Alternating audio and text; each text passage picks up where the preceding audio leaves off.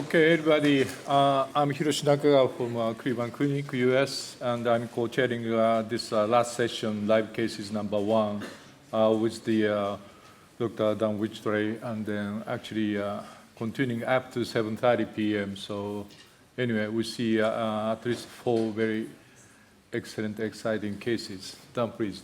All right, we have almost 3 hours of 4 live cases. There are 4 of them. And just briefly, there are 2 post-MI VTs cases currently prepared in ICHEM. One will be done by Porta Sanchez, and the second by Dr. Santangeli. And Homolka Hospital is preparing the LV Summit ablation, VPCs from LV Summit by Dr. Garcia.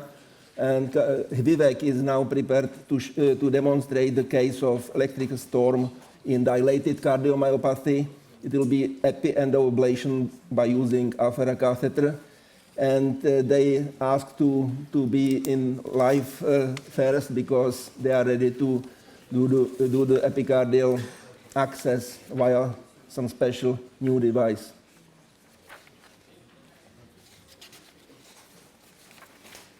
Hello, good evening, good afternoon. I'd like to present you the case number 4. We have here a 56-year-old male with the diagnosis of dilated cardiomyopathy with severe reduced ejection fraction, but no significant coronary artery disease.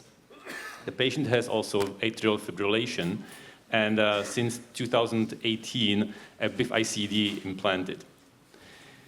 About 2 weeks ago, the patient was admitted to our hospital with arrhythmic storm due to several episodes of ventricular tachycardia, most of them treated with ATP and one treated with a ICD shock. The patient was chronically treated with standard heart failure medication plus sotalol, and at admission he had a severe dysfunction of his dilated left ventricle. The left ventricular ejection fraction was 15%. The patient required inotropes, but during the hospitalization, the VT storm reoccurred with a monomorphic tachycardia. The left ventricular assist device was considered, but the patient was stabilized with sedation, mesocaine, and the stellate ganglion blockage. You can see here that the patient had no arrhythmias before April this year. And here on this slide, you see the arrhythmia, which was captured during the hospitalization and terminated by ATP. The patient was indicated for ablation, highly probably with a circulatory support necessary, and also with a pericardial approach. So I will ask now to Dr. Vivek Reddy to introduce you the new tool, the novel technique we have for pericardial puncture. Hi, everyone. Hopefully you can hear me. Can you guys hear us? Okay, good. Okay, thanks. So hello, everyone. Thanks for joining us. We're going to go through the clinical history and et cetera a little bit later. We just want to get started with the case because we need to get pericardial access before we give heparin. So what we'd like to do is to just show the pericardial access, then we'll go over to one of the other cases and come back and talk a little bit more detail about the clinical situation and what we're planning. I hope that's okay. To do that, what I'd like to do is just show a couple of slides. Since I just gave a talk, I'll go through this very quickly. We'll do the puncture and move on. So maybe we could show the slides one more time just to introduce the device. There it is. Well, let's go to the next slide, not the blank one. Is that what they're saying? Can we go to the next slide, please? Okay, there. So this is the device that we're going to be using, and it's called the Rook pericardial access device. Please note that this device does not have regulatory approval, does not have CE mark approval or FDA approval. So we're using it today as part of a clinical trial. So that is the device itself. Next slide. What you'll see is that can they see the slides? Yes. Oh, okay. So there's a tunneler that we use that's a blunt tunneler that will, after the skin puncture, will advance that to outside the pericardium. Next slide. Then we use this device to basically grab onto the pericardium, retract it, puncture with the needle as shown there, and then advance the guide wire. So let's just go through it quickly. Next slide, please. What we'll do is, this is the tunneler, and I think this is one of the important aspects, because as all of you know, when you're doing pericardial access, one of the problems is all the punctures that can happen on the way to the heart, epigastric vessels, etc. Next slide. Once you have this in place, you take out the obturator, put in the Rook device itself. Next slide. Then we'll then we'll actually inject a little bit of contrast. Next slide. You'll see that in just a second. There we inject contrast, and that helps us identify when we're tenting the pericardium. Then we grab the pericardium. Next slide. Then we'll pull back to tent, puncture with the needle. Next slide. And advance the guide wire. So let's see how easy this actually is in clinical practice. So, all right, let's get started. Whoa, I don't want to do that. Okay, so first thing, we're going to make a puncture, needle. We do this procedure actually on the left lateral. As you'll see, that ends up being a really useful way to do the procedure. So, and this is the tool itself. Can you see this? Yeah, it's the tool itself. There's the obturator here that we'll put inside. Okay, let's see. I'm going to fluoro here, and hopefully you're seeing the fluoro. It's important that they see the fluoro. Can they see the fluoro? Absolutely. Okay, good. Nice. It's really important to be underneath the pericardium. It's still a, there we go. I mean, there's a lot of tissue there, so you always have to be careful about that. So now that's in position. I'll take that out, and we'll introduce the Rook device. Once we introduce the Rook device, the first thing we'll do is inject a little bit of contrast.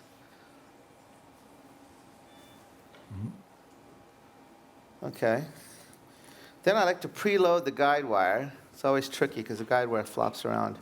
Okay, so we'll try to grab on, advance the hooks, retract. Oh, that came off, so that time I'll do it again. A little bit harder. There's hooks, retract, needle, advance the wire. And we're probably okay. Let's go AP, please. Whoa. Sorry. Actually, LEO is good, Peter. Okay. Let's go to LEO. It's probably better, actually. Whoa. Okay, it's you. Perfect. Nice. Okay. So as you know, when you get pericardial access, we got to actually prove to ourselves that we're actually in the pericardium. So here, let's see, we're going to prove to ourselves that, let's see here.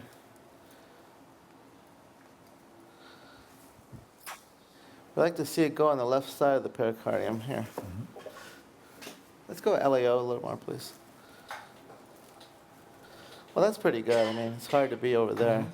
That's good. Yeah, I mean, again, I'd like to see it over the midline, but it's hard to get it over there right now.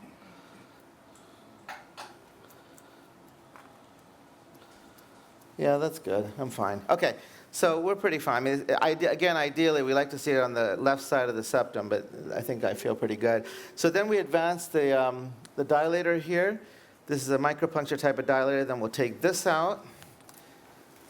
And we're going to exchange over with the traditional 035 guide wire.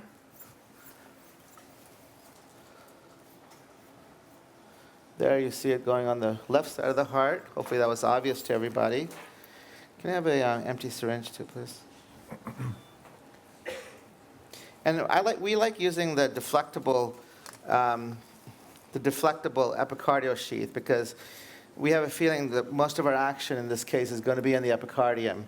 So, okay. And then let's see what we got here. I mean, that seemed like a pretty clean puncture. As you see, here it is. Can they see this? Yeah, please. Okay, so you can see it's very clean yellow fluid. So we'll give it back. Despite, it's very clean and looks good, we still don't like to give heparin yet, so we'll probably wait another maybe 5-10 minutes, check it again, and then give heparin. So at this point, we're going to, as I said, we got to get a couple things ready. Get our transseptals done, and then we'll start mapping. This will be an interesting case. We're planning on doing the case with the Affera lattice tip catheter. So we'll map definitely map the endocardium and we're probably going to map the pericardium also, so it should be interesting. So with that, I think if there are any questions, maybe we can entertain them. Otherwise, we'll send you off to the other room. Any questions or comments? Yeah, one question. Any chance to go for inferior approach because you do anterior? Microphone. Yeah, so the question, I think, was inferior versus anterior approach. Is Yeah, that right? yeah, Vivek. Alan, Yeah. hi. It's my question. Inferior, anterior approach with these instruments. So the cases that we've done, at least in this series, have all been anterior or sometimes sort of at that crux, the acute margin. We haven't done a formally inferior approach, mainly because the technique of going anterior, getting past that sort of central pericardial ligament, and then pushing it down to sort of touch the pericardium, inject contrast, and then do this. It's a very reproducible approach. And I mean, I'm not going to say that this is as reliable as Transseptal. I'm not sure we're there yet, but I wouldn't be surprised if we get there very soon with this kind of a strategy. Could we do this with an inferior approach? I don't know. You're heading more directly toward the heart. You have the diaphragm there. It'll be a little bit different. It probably could be done, but that's not the approach we've been studying.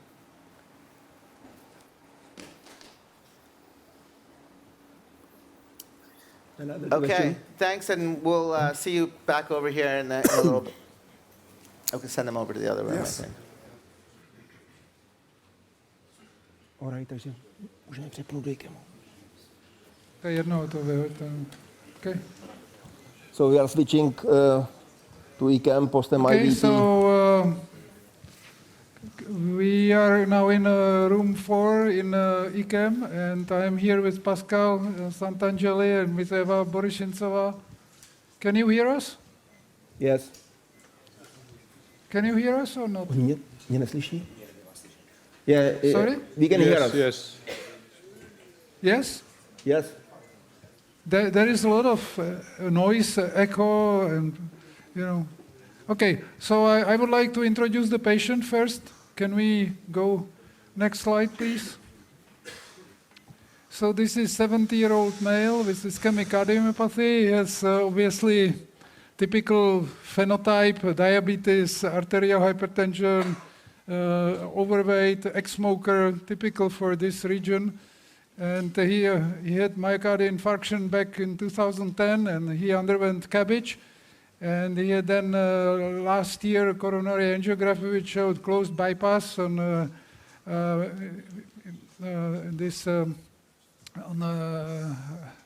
RIVP, and the ejection fraction is 30%.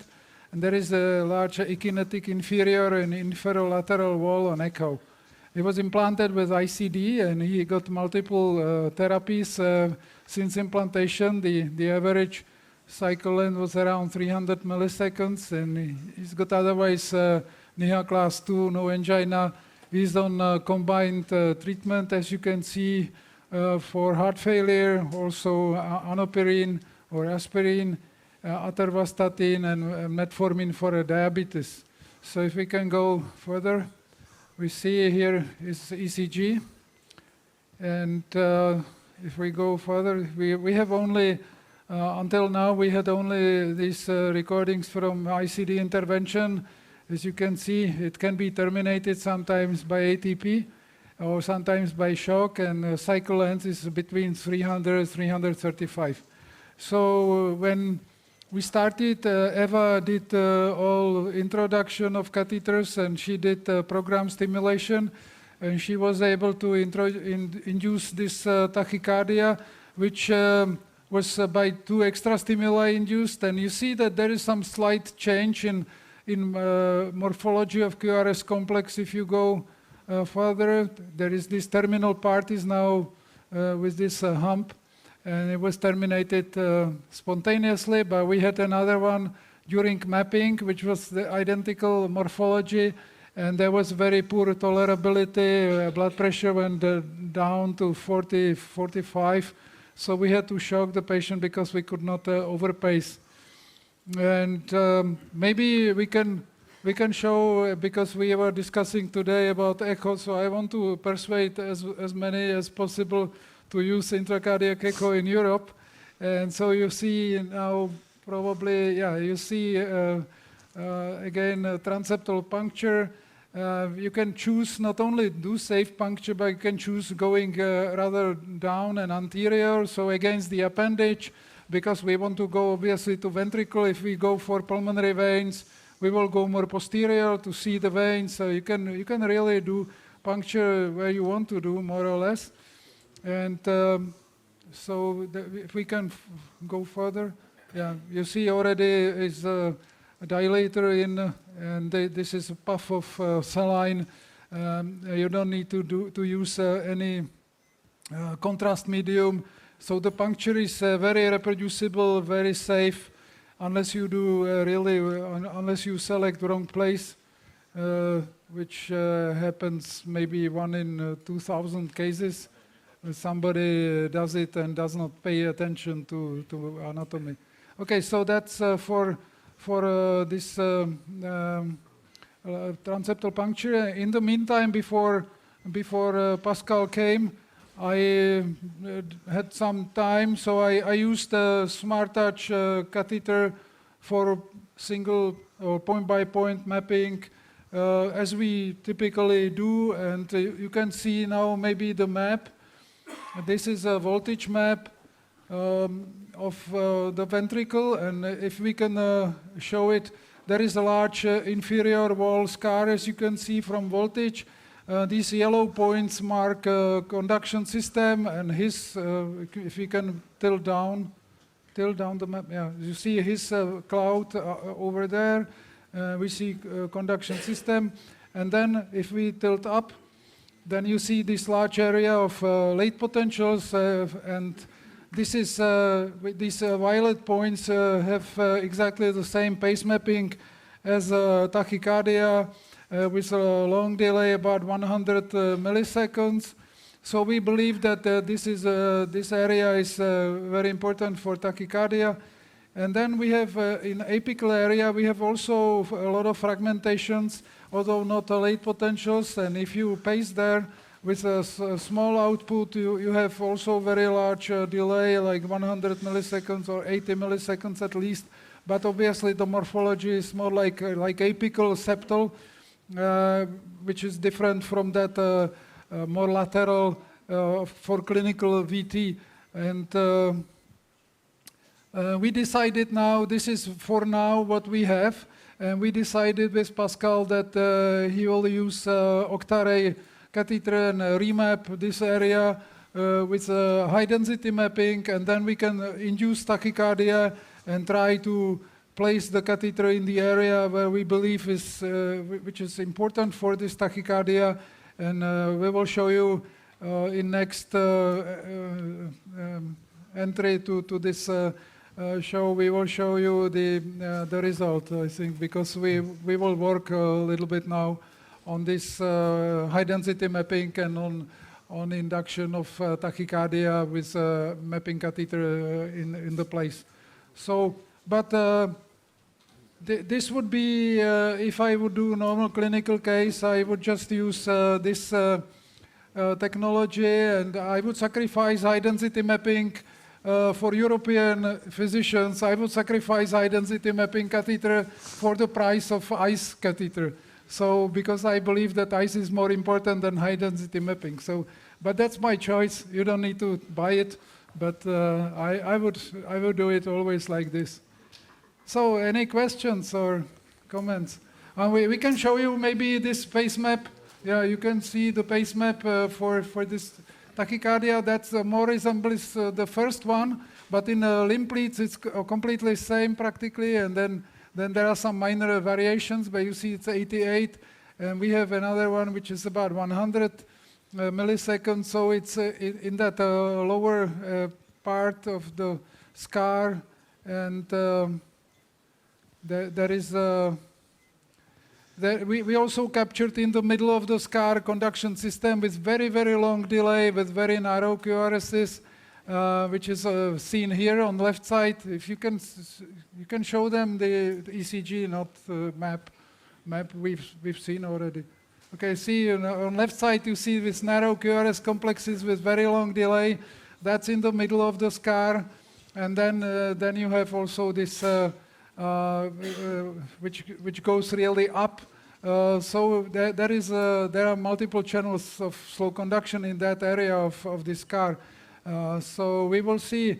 Obviously, we will expand from that area for clinical tachycardia to modify the whole substrate, or we can reinduce and see maybe we can induce something else, as you would expect in such large aneurysm. Any questions or comments? Do you guys hear me? Hi. This is Mansour Azminia. Excellent. Just one question. Have we tried to pace from distal half of the posterior medial pap muscle? The shape that it looks like and the transition, it could be just somewhere close to that territory as well. Yeah, it's very close to posterior medial papillary muscle. Actually, just behind the base of the muscle is this area of these late potentials. We were on the papillary muscle, but and we paced also from anterolateral. Obviously, that's far, but I don't think we, at the moment, we believe that we are in the right area. If we need, we can go to papillary muscle. But usually you see if there is a scar on papillary muscle, I would certainly go there because sometimes papillary muscle is an integral part of the circuit. But I don't think it's the case here. Yeah. Again, Mansour, if you see here, that's the posterior medial, but the scar extends underneath. Can you guys hear me? Can we see the Just put the eyes up, eyes, yeah. please? Can we see big screen eyes?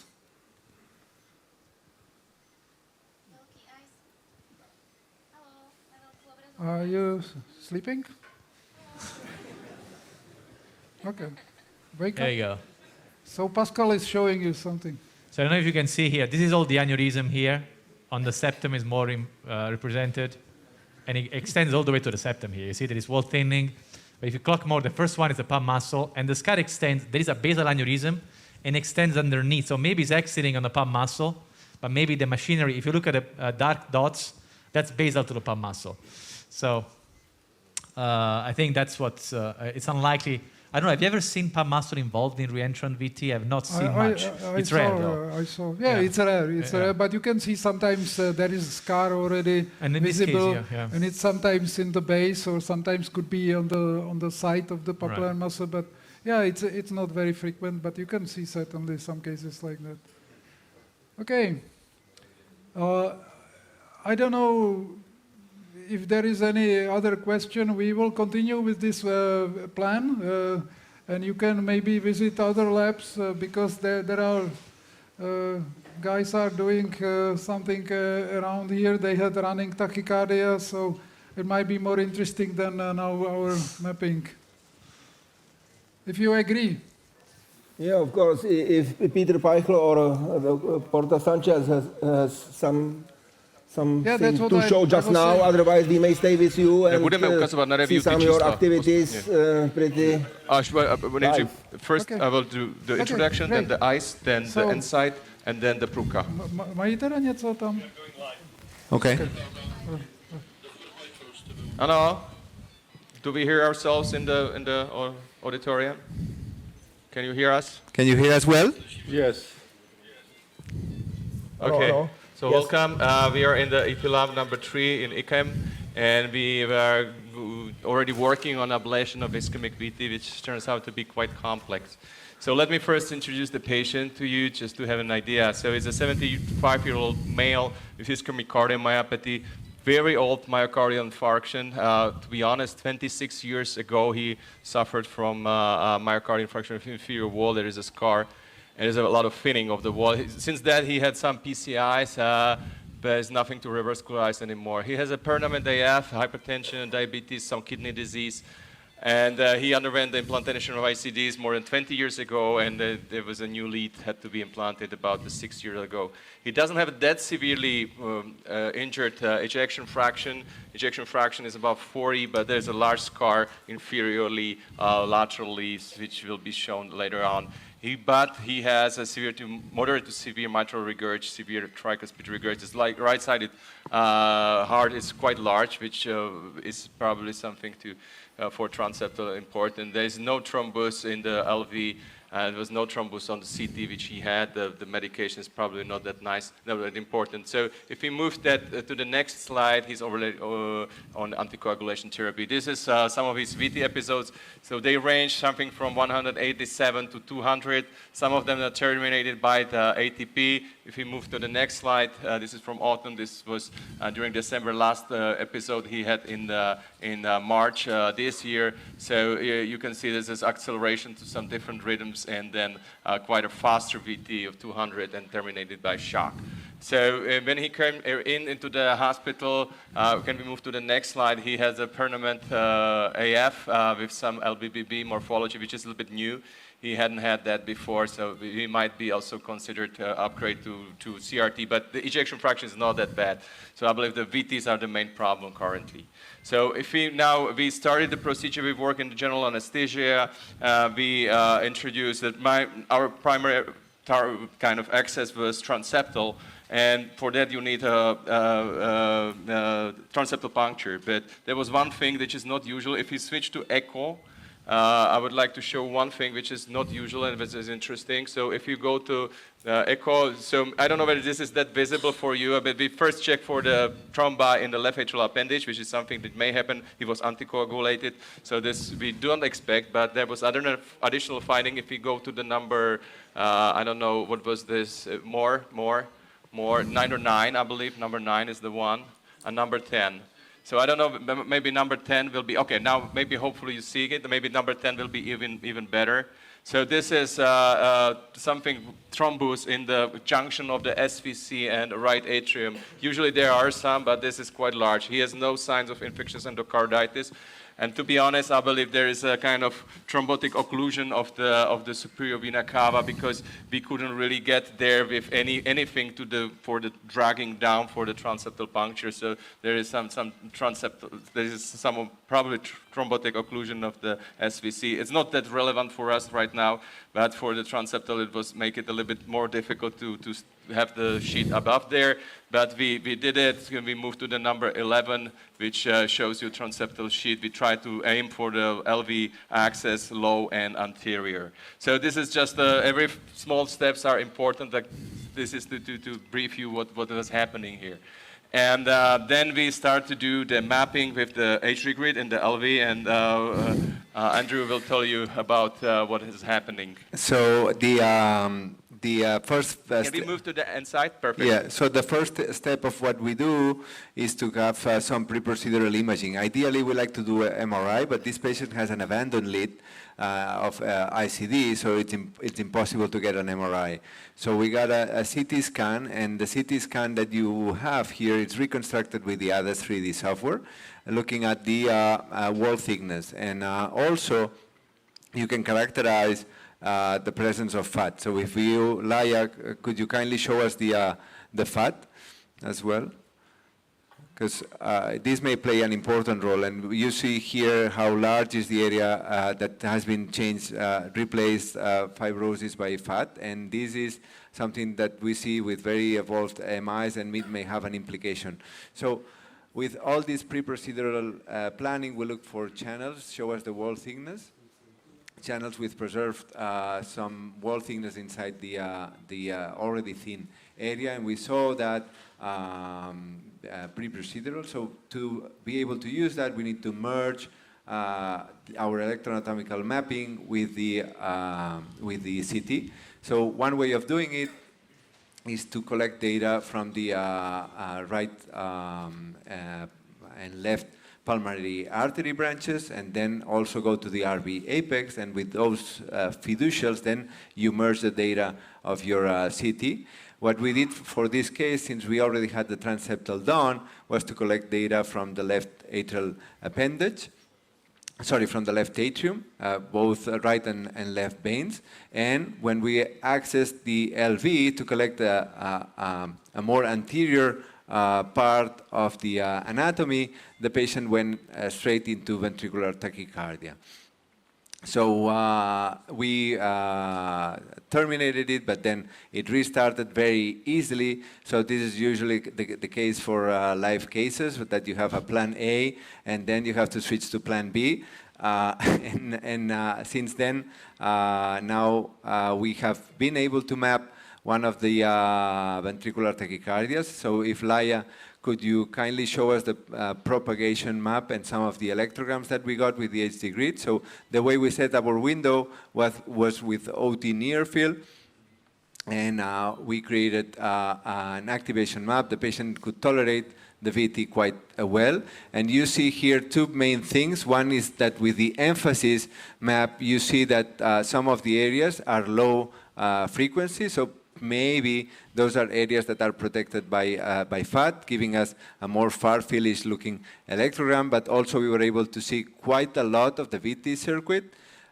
It's not perfect. There is some gap of activation, as Roderick was showing us before, and the reality is that this VT that we were mapping then switched to a second one. We're going to show you the morphologies in a second. And we were able to have some nice entrainment, but unfortunately, so far, we have not been able to terminate with RF those VTs, okay? So can we go for review screen on Pruka and show it kind of for the audience? Okay, so this was the first VT we've got, 180 was tolerated. So then we go for we map with HD grid, and we got very nice mid-diastolic potentials. Can we show? So for if you increase, so you see these activations is just in between the QRS complex. We're very happy, like saying this is going to be an easy case, but you never should celebrate before it's too early. So then we obviously wanted to continue the mapping, but it was really incessant, so we decided to do the ablation. So then we terminate the VT and change for the kind of ablation catheter. Can we go to number 3, which shows you 12-lead ECG, maybe not the perfect, but kind of similar with some longer SQRS, and we felt that this might be a good site to ablate it because it corresponded to the site on the endocardial kind of mapping or the activation mapping. Can we go number 4? And we got a little bit different VT. This one, if you look at this, it's more lateral, maybe it's not that low, but more basal and lateral, I would say. So generally, we try to then chase this one. We got pretty nice mid-diastolic potential for this one. Can we look into the inside? So if there were some signals like this, I don't know. Can we mark it on Pruka to the mid-diastolic? Can we go? There's more of those. Can we also did entrainment there. Can we go lower than this? Go. The number 6 should be mid-diastolic. So we had even like this. So you would say, okay, it's going to be easy. We did entrainment, so just slow down this. We want to prepare a very nice case. The problem is when we burn, and we start to burn like hell on this, then it doesn't do anything. The morphology doesn't change. Can we go? The post-pacing is perfect. Can we go 12-lead ECG? Okay, so there's a fusion and there's no fusion. So we are just there. It should stop, and it doesn't. The problem is even if we use quite a long application, high power, it doesn't really change the local electrogram. It doesn't terminate the VT. So because there was, my feeling was from what we've done so far is that the Transseptal for this particular infralateral region was not giving us good enough contact force, so we changed now for retrograde access, which is just underneath the valve hit. So that would be our second kind of option to really go.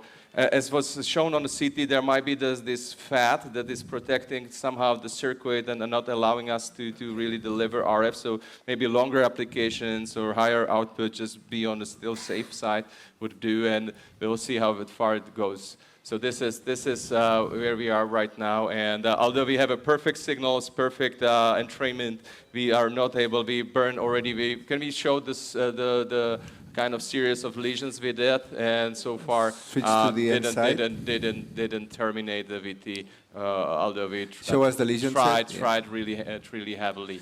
And the white dot is the one we had the perfect entrainment, and even with that and the long applications, we could not terminate the VT. So we were thinking that now we were going to try and complete a map with extra stimulation, see if the patient is still so inducible, and then go from there. But we may be prevented from doing that because it was very easy to induce before. Hopefully with the burns that we've done, Maybe it's less inducible, so we'll see. So we'll have to reconnect later on, probably, and show how we're doing. So, any questions, Yes. comments to this? May I have one question? Yes, please. Hi. Yeah, it's very- Hi. Excellent. I mean, I think that electrogram and pace and that entrainment, it is as good as it gets. It's so beautiful, and that activation, Yeah. everything, and that propagation map. And I Yeah. see that right there where you guys are. Of course, it is a little bit farther, but I see 14 gram of force, which is not too bad. So it is phenomenon, actually.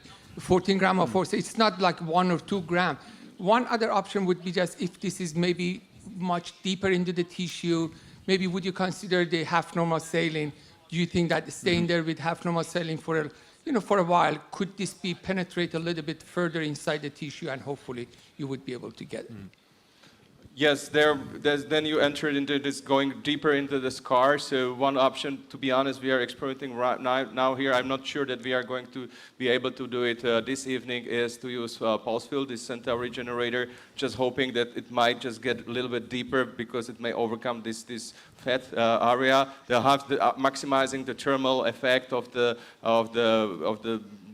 RF delivery or current delivery is the other option. Or the other hand, I'm not sure we are going to do it today, is to go epicardial, which might be still protecting. If you go maybe to the ICE image, I would just want to maybe to show that if you go on ICE image on big screen, I don't know whether this will be kind of visible in the, but if you really focus on the lateral wall, you can see the very thin wall on the kind of posterolateral region, which is on the very left of the screen, where it's a catheter. Now we have the catheter retrogradely, hoping for better contact, so this 14 grams are retrograde. But if you really focus on the whitish stuff, which is underneath, also going underneath the normal tissue and the papillary muscle, so maybe this part of the circuit is epicardial. But let's explore, because the manipulation from the Transseptal was a little bit tedious. Yeah. So now we go to have a more kind of freedom of movement and ability to move with the retrograde to combine.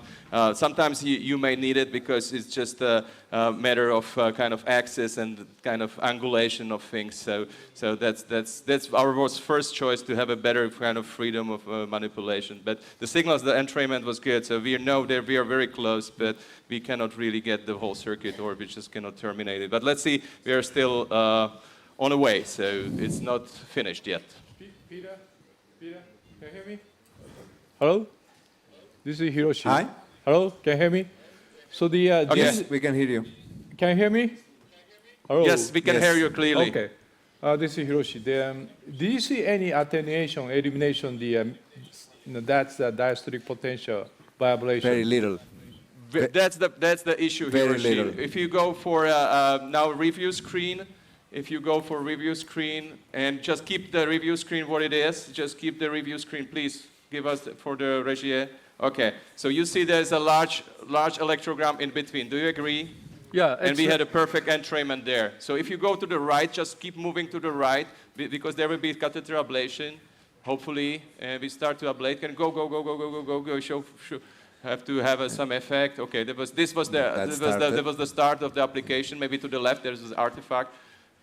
So we should have it somewhere. Okay, this is probably the start of the RF energy delivery. And if you go to more to the right, there's not much change in the shape, and there is some elimination of the R wave. Can go more to the right, more to the right, more to the right. So there is some, but we are not really on the way to eliminate it. We're just kind of attenuating this a little bit.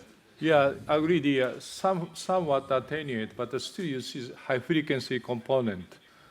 And then also you see another diastolic potential, pre-systolic potential at the ablation electrode 3-4, proximal bipolar as well. Can you increase the speed just to make for everybody to increase that? Okay, so now you have the mid-diastolic for everybody to see, and the pre-systolic and proximal. Yeah. The only good thing is that we increase the cycle length by 20 milliseconds by burning for a very long time at 35 watts.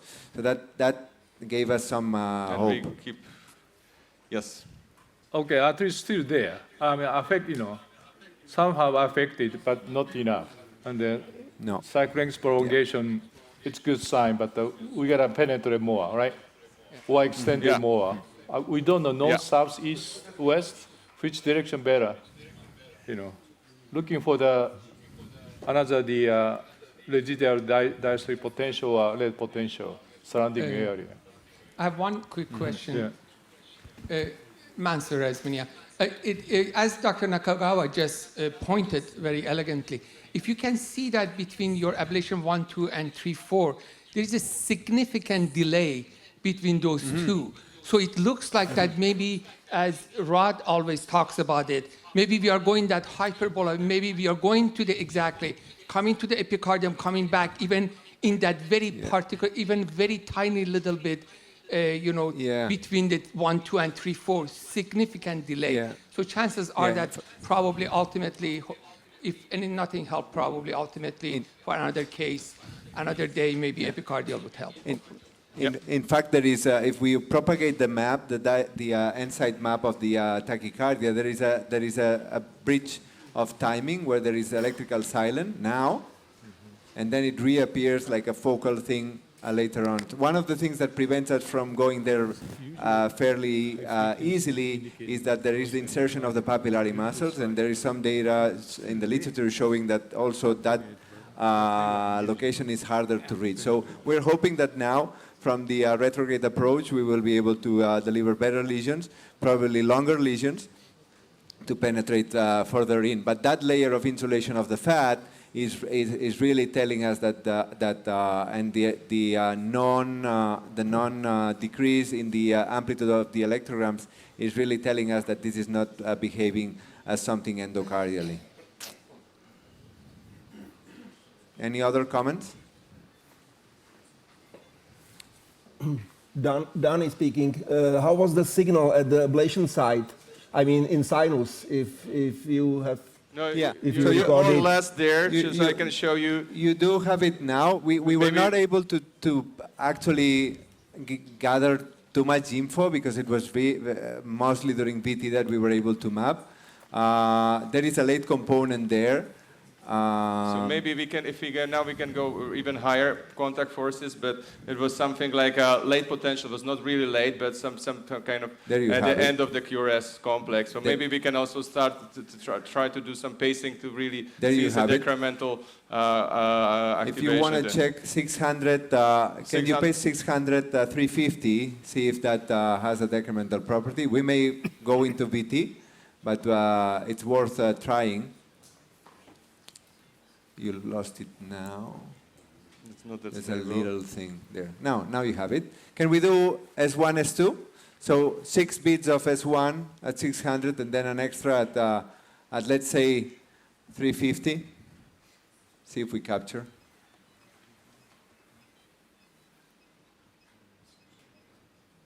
There you go. It's a splitting. Can we go review screen? It's a splitting, and there is a delay in the activation of that second component. Yeah. It's not massive, so That's probably not massive. it's probably if we decrease the cycle length, we will see it a bit more. Is this the one that we did? Yeah. No, this is not an extra. Eh? This is not an extra. Can we see the extra? Not an extra. Let's Can just we go the previous one? The previous one. Can we measure the previous one? Just go to the left on the review screen. Can we go in a review screen to the left? This is the one that we stopped. Can we go left, more left, more left? That's the okay, one. now That's the just one. increase the speed to 200 just to have an idea and measure. Can we increase the speed to... And there you go. You see that splitting of the signal there quite nicely. If we go, and also on the proximal, you see a big delay on that second component. So definitely it's an area with that is prone to block, yeah. All right, so I think there are no more questions just now, and we will leave you investigating this and switch to Homolka because there is a last room that not yet started. We have the thank you guys. Case. This grab it. So, hello everybody. Okay, also presentation. Can I have a presentation?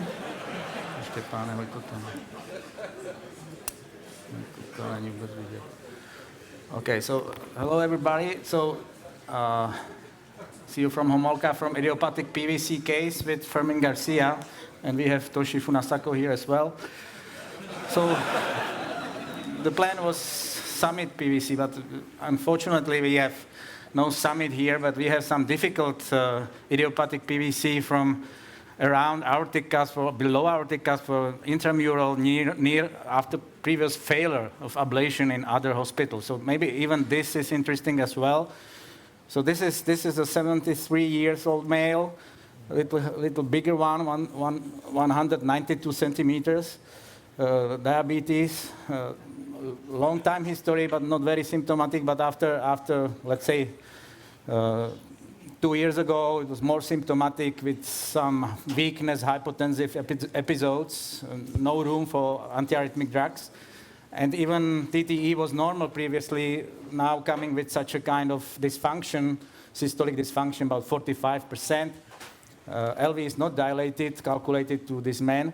So the previous ablation was done in right aortic cusp or adjacent regions from LVOT, RVOT was not successful even for a short time. So now we have the second option here. So please, we can see the ECG. Pojď dál. Ještě to EKG nám tam nedá. The ECG of the PVC. We can go on here, but there is a sinus. No, but you show the 12 lead you had before in the presentation, no? Ukáž nám tam, Štěpán, ještě tu prezentaci, neviděli jsme. Yeah, there you go. So this is more important for you.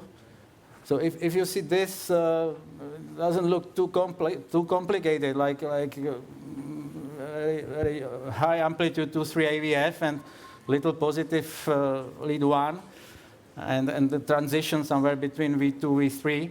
So you would expect somewhere the region about right aortic cusp, probably. So I would say that this is, like LVOT. I tend to analyze this EKG and throw LVOT because I'm not sure, even though it's positive in one, it's not necessarily more negative in AVR than AVL, but that puts you towards the right side-ish of the midline in the LVOT area. However, the transition is interesting. You have a QS in V1, then you have an RS, and then you have already V3. So this is not RVOT, most likely, so in your plans for mapping. And I would say, as you mentioned, this is somewhere in the LVOT. Now, that could include LV summit. That could include any intramural space between the LV summit and the endocardium, and then the whole region of the LVOT. Right coronary cusp, that's what lead 1 being positive would suggest. Right-left junction, that's kind of what negative V1 with a W pattern would suggest, or anywhere below this tissue towards the left coronary cusp. It's all going to depend on the rotation of the aorta and the dilatation of the aorta and the rotation of the heart. But I would agree, in general, this is an LVOT PVC of some sort. Actually, now we're having PVCs. Now, to get here, I want to show you what we did really fast. You show me the venogram, the first venogram, the first good venogram we have. So our first step was we got access to the coronary venous circulation with a large curved agilus. And you can see there, it's a very big venous system, okay? Okay, very big venous system. The agilus is sitting all the way up on the great cardiac vein, and we're still not reaching. We're still not reaching, okay? Then you have the great cardiac vein, and you have some septals, and then you have the AIV. Now, show the RAO view. We always do 2 views, RAO view and LAO view. So here we have, and if you want to pause it, we can describe what we see. Just pause it when you have the branches, okay? Can you pause? Yeah. No, pause the screen. Stop it. Yeah. Perfect. Okay. So we have, in the top, we have the AIV coming down to the great cardiac vein. That would define LV ostium because it's the epicardial aspect of the highest point in the left ventricle, okay? When we put the catheter there, everything was on time. So this, by definition, in my opinion, takes away that this is an epicardial aspect, okay? So that's not it. Then we map that big septal perforator. You can see it coming down, huge septal perforator. That also was on time, maybe -10, nothing dramatic. And then there is a basal septal branch that comes right off the great cardiac vein. Some people know it as the LV annular branch. Now, put that view. We always selectively cannulate, okay? Selectively cannulate with the Terumo 4 millimeter catheter. So here you can see we selectively cannulated this branch, okay? And here we deploy the catheter. Now we're going to show you on the review screen the electrograms we recorded here. So can you show now to them the Pruka EGMs that we're having right now? And you can see, are you seeing Pruka there? Yeah, it's live. Okay, so in sinus rhythm, there is like a little bit of a late potential or a fractionated signal in 5, 6, 3, 4. There's not much in 7, 8 because the catheter is floating and it's in the great cardiac vein. We had mapped that before and it's not early. And then during the PVC, that potential seems to become more towards the beginning of that electrogram, and that's the earliest we get, and it's like 25 milliseconds. Nothing more than that. So then we decided that the next step was to map the cusp and the endocardium. It was very easy to get to the right coronary cusp, and that was late. We got to the right-left junction, and as well was late. But the main problem we encounter here is that this patient is very long and has a very dilated aorta. So we started just with the ablation catheter, and we couldn't get through. Then we went to an Agilos, but not a long Agilos. And the only thing that would give us support, if you want to show LAO, and I show you live fluoro, I want to show now live fluoro. After a lot of manipulation, we were able to get the catheter like this. So you can see here, this is a 100 centimeter sheath. Okay, we're almost all the way in, supporting the ablation catheter at the ascending aorta, and we were able to deploy the ablation catheter with the F curve. We do not have a J curve. I would have chosen a J curve below the aortic root in the space opposite to 3-4. I'm going to give you cine right now 3-4 so you can see. You see that? That's opposite to 3-4, which is our earliest activation. So the concept we're using here is what is the electrogram like in that area? And are we close enough? We'll show you LAO next. Okay, are we close enough that we could have an effect? You can see here on LAO, I'll give you the live picture. You have 3-4 and the catheter opposite to 3-4 fluoroscopically. Now, if you go back to the Pruka review, okay, this to get here, just show intracardiac echo first. I want to show intracardiac echo next. Can we see intracardiac echo? Yeah, perfect. So the first thing I want to do is look at the size of the aorta, okay? This is a very dilated aorta. I'm going to just clock here slightly, and you can see the size of the aorta. That's a pretty dilated aorta. As we come down, I want to go septal, and I'll show you here the tip. You see that in front of, in the septum, you see something bright? That's there, the tip of the mapping catheter. So we chose to find the earliest spot, which is right here below the right-left junction, but really in the RVOT. And we went through a lot of problems. So can we go to live Pruka, please, and put it at 50? The only reason we're going to do this is because to get here, it cost us a lot of work, okay? And we decided that this is the best spot. Fluoroscopically, it's opposite to 3-4. Okay, and it's on time. It's not early, maybe a little late on the endocardium. But based on this, we're going to apply RF here as a first spot, just because it's very hard to get here. We'll see the effect. So we're going to start with 30 watts. Now, I'm not displaying contact force because the catheter, we couldn't get contact force. It's broken, we changed it, the wires, so we don't have contact force. So I'm using, yeah, come on. I'm using just eyes and the feeling of my hands to know if we're in contact. We're going to start on at 30. Can we see unipolar Come on. from mapping? Unipolar signal. They can't hear. I don't know. You can see. Fermin, can you? We have a good lesion, late in the endo, and what we are applying here is the concept of identifying the earliest site of origin. If you identify the earliest site of origin and you can place a catheter close enough to the earliest site of origin with appropriate contact force and with appropriate stability. You can see that there is a lot of stability here. Go to 35, okay? And you saw almost immediate elimination of the PVC. Okay, go back to the beginning of the lesion and show it. It took 2 seconds. When you see this, this is going to work. And you could see, and we'll show you again the electrograms, just our fingers here are having cramps, but we'll show you in a minute how the lesion goes and how it eliminates. And how, you can see there, the earliest activation, if you put the Pruka review, please, put the Pruka review, okay? The earliest activation was on CS 3-4. Look at the activation of my ablation catheter. It's after that, and it's after the QRS. You would have never ablated here based on endocardial activation alone. The only reason is the technique that takes you to that spot. You can come off. Come off. Okay, so now we can let it go a little bit and we can continue through the concept, okay? Just because it was so difficult to get here, we went through a lot to get to this position, and we've been holding there for like the last 20 minutes to just show it live.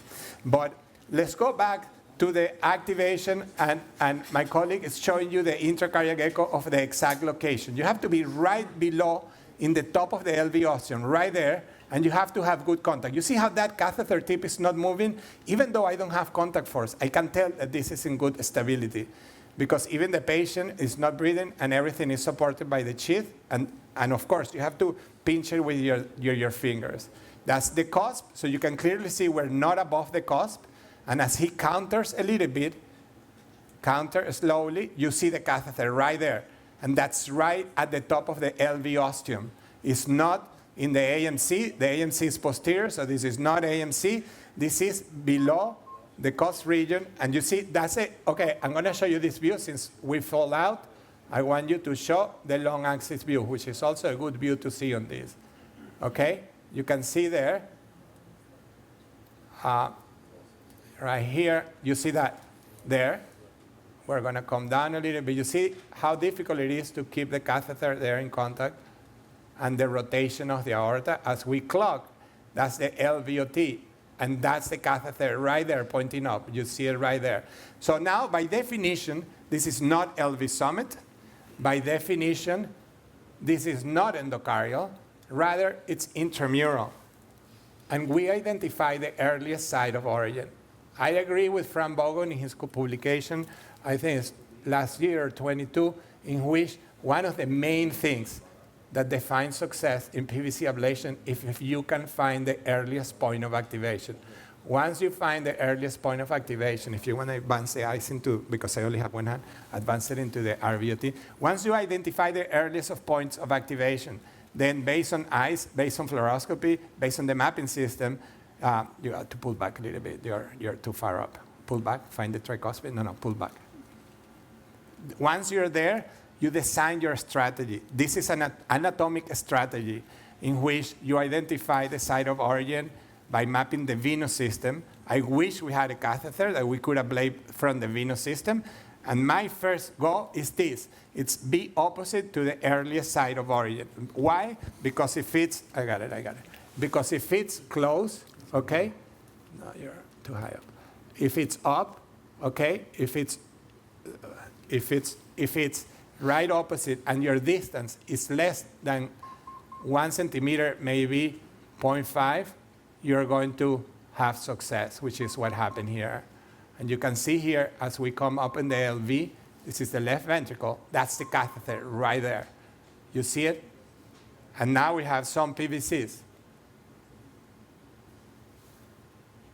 So we stop ablating too soon.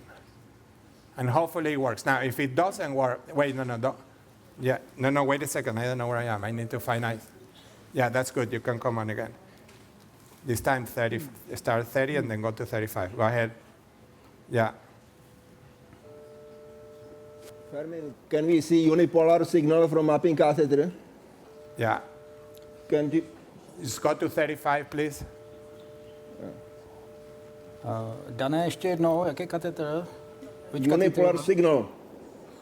Unipolar. Yeah, could you please show the bipolar signal and the unipolar signal on Carto? We have only Carto, so Ukažte to na kartu, když tak na chvíli. No, that's not the PVC. Just go back, find a real PVC. Now it's sinus there. Yeah, now we made it go away again. So what happens here is all going to be depending on your lesion, penetration, and your stability, if you can get to that tissue. If not, this would be a great option for alcohol because you have a very limited branch, okay, with early activation, and it's feasible to put a balloon here and inject alcohol. But I would start with this because if it works, you're done. His CS is very dilated. It will be difficult to selectively cannulate and put a balloon there.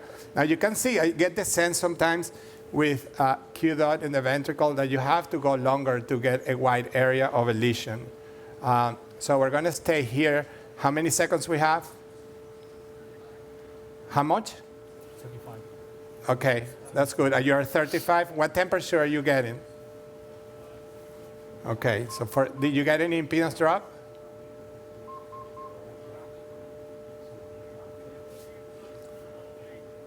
Okay. Filipe, dejte tam ablační graf normálně na to. So we're going to do here 2 minutes and go up to 40 for a second. See if we can get it consistently to 45 degrees. You can see the catheter there. It's a different one. Yeah, no, that's the eyes. And the other thing you have to do here is constant visualization of intracardiac echo because you want to make sure that tip is on the ventricle. We come off at 120, we'll see what happens. Because if that catheter falls off there, with the type of tension we have on the catheter, it will go straight to the left main. So while you apply, you always have to be constantly watching, okay? Just watching that the catheter tip, it's in the place you want it. If the catheter tip disappears from this view, put intracardiac echo, please, so we can show the audience. Echo, Štěpáne. Put intracardiac echo again. If you see, always you watch this. Now, I'm going to go higher here. Okay, I'm going to go higher here. You see that? That's the left coronary cause. And if I go higher, you will see the left main. So you don't want that catheter to jump out of there. So you always want to have constant visualization of this view, in which you see in the LVOT the catheter below the cusp. If that catheter disappears from there, you come off, because there is a chance it goes straight to the left main, and of course you don't want to do that. So this is another safety of using intracardiac echo to guide this, is because you know what you're doing, you know your contact, you know what you're actually ablating.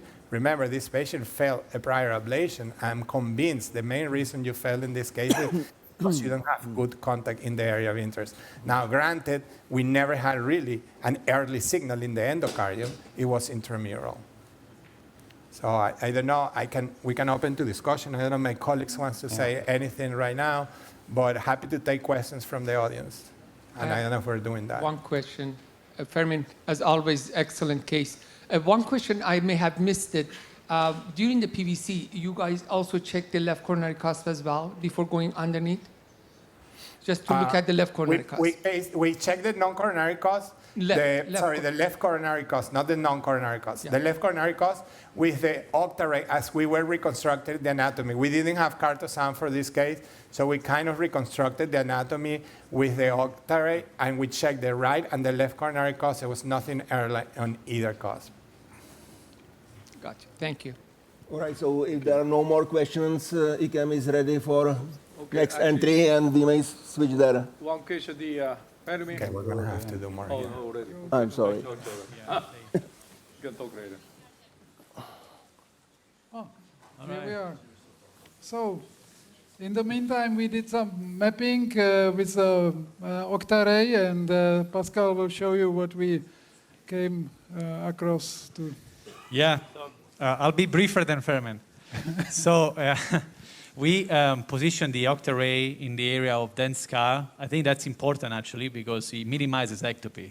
That's why it's always nice to have either cartosound, so you know where the scar is located, or even a point-by-point map with ablation catheter. At least you have a general sense of where the problem is, so you avoid going to normal tissue and induced VT.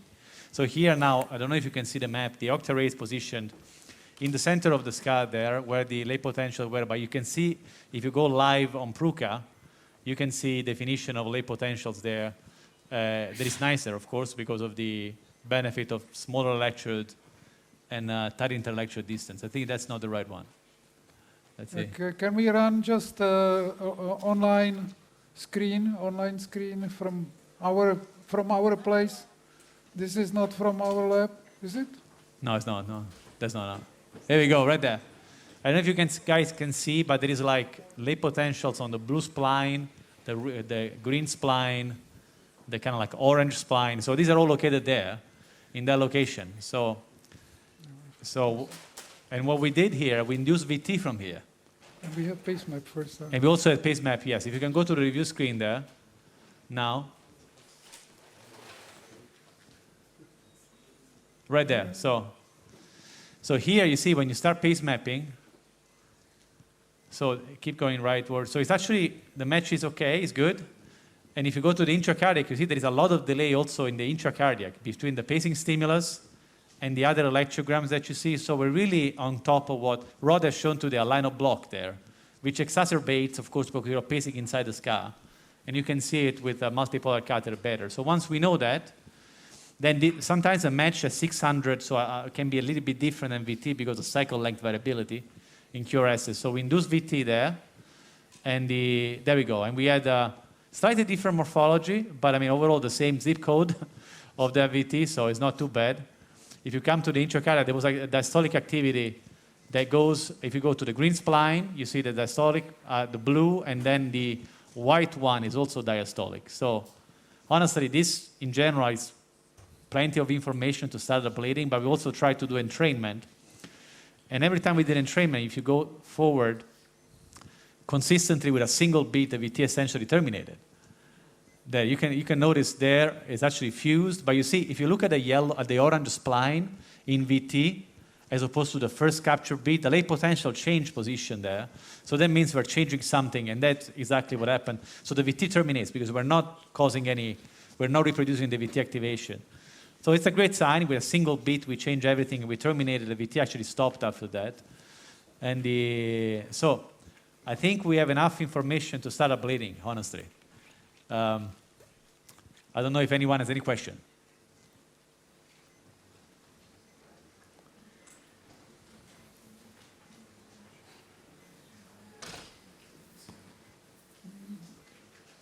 No question. If not, we will continue with ablation, and we will show you later final result. And I think the guys next door, they have some running tachycardia all the time, so it might be interesting for you to look there.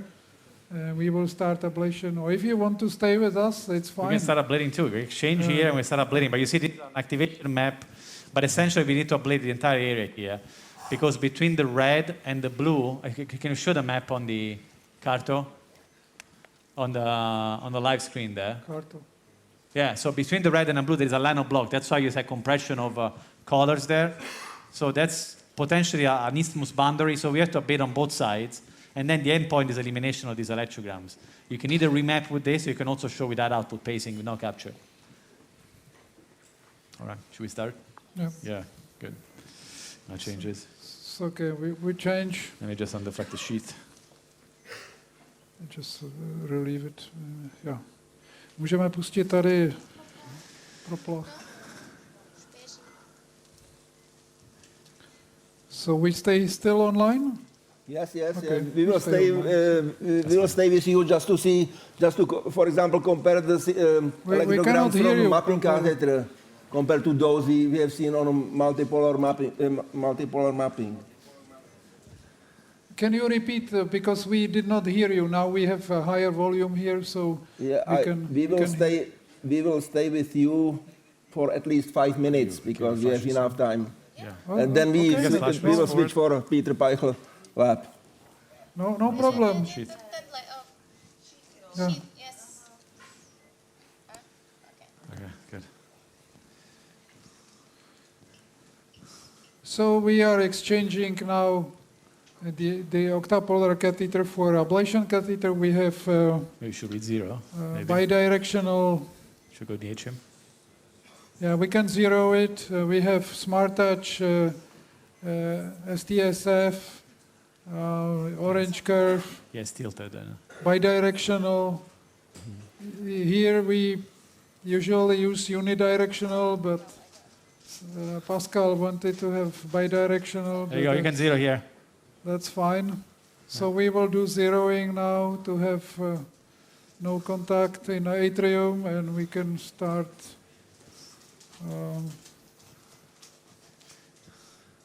mapping this area. Here we have already some tiny late potentials. You see this very tiny. Maybe show us. You see now, Pruka can live. you see the signals? Yeah, can you see live now, Pruka? You see that even with this catheter, which people don't believe, you can see very tiny late potentials, you see? This is the different screen. I don't know why you are giving them a different screen from us. Different room, I guess. Different room. This is not our, this is it. our. If you look at this ablation 1-2, you see very tiny late potentials, very delayed. So basically the same information like from high density mapping, but just a little bit less crispy. Yeah. But otherwise it's, if you paste there, can we paste with 5? You see there will be delay and there will be... All right, that's capturing that. It's pretty good. It's exactly our channel, you see? Yeah. You can do the same with a single catheter. Okay. And save money for intracardiac echo. This is message for European participants. I agree. If you have to save money on the multipolar. All right, we start ablating here. We can do 40 watts. And stay on, and maybe 60 seconds we move. 30 seconds probably is enough here. Yeah. Okay, so we start ablating. You can go to the live map now if you want to show this. So the impedance is high, so we're going to be fine with 40 watts. The impedance is 140, so we should be okay. And the signals are disappearing. Actually, there is a quite steep fall of impedance.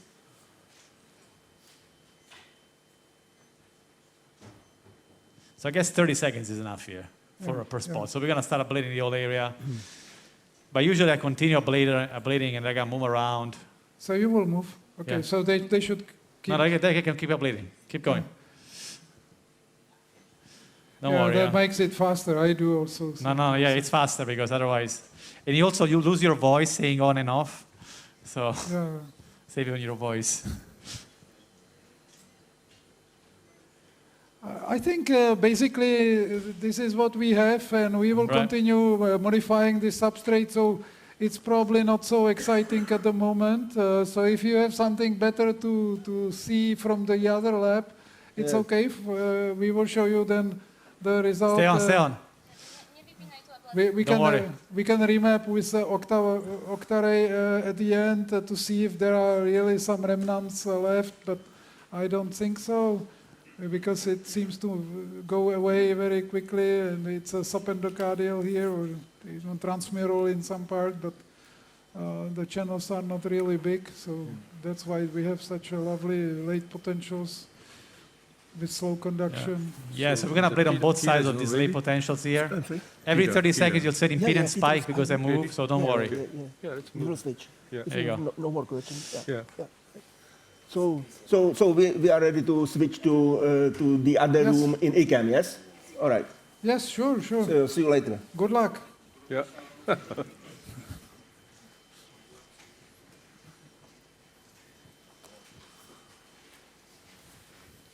You like us? You can stay with us. Yeah. We're almost done. Okay.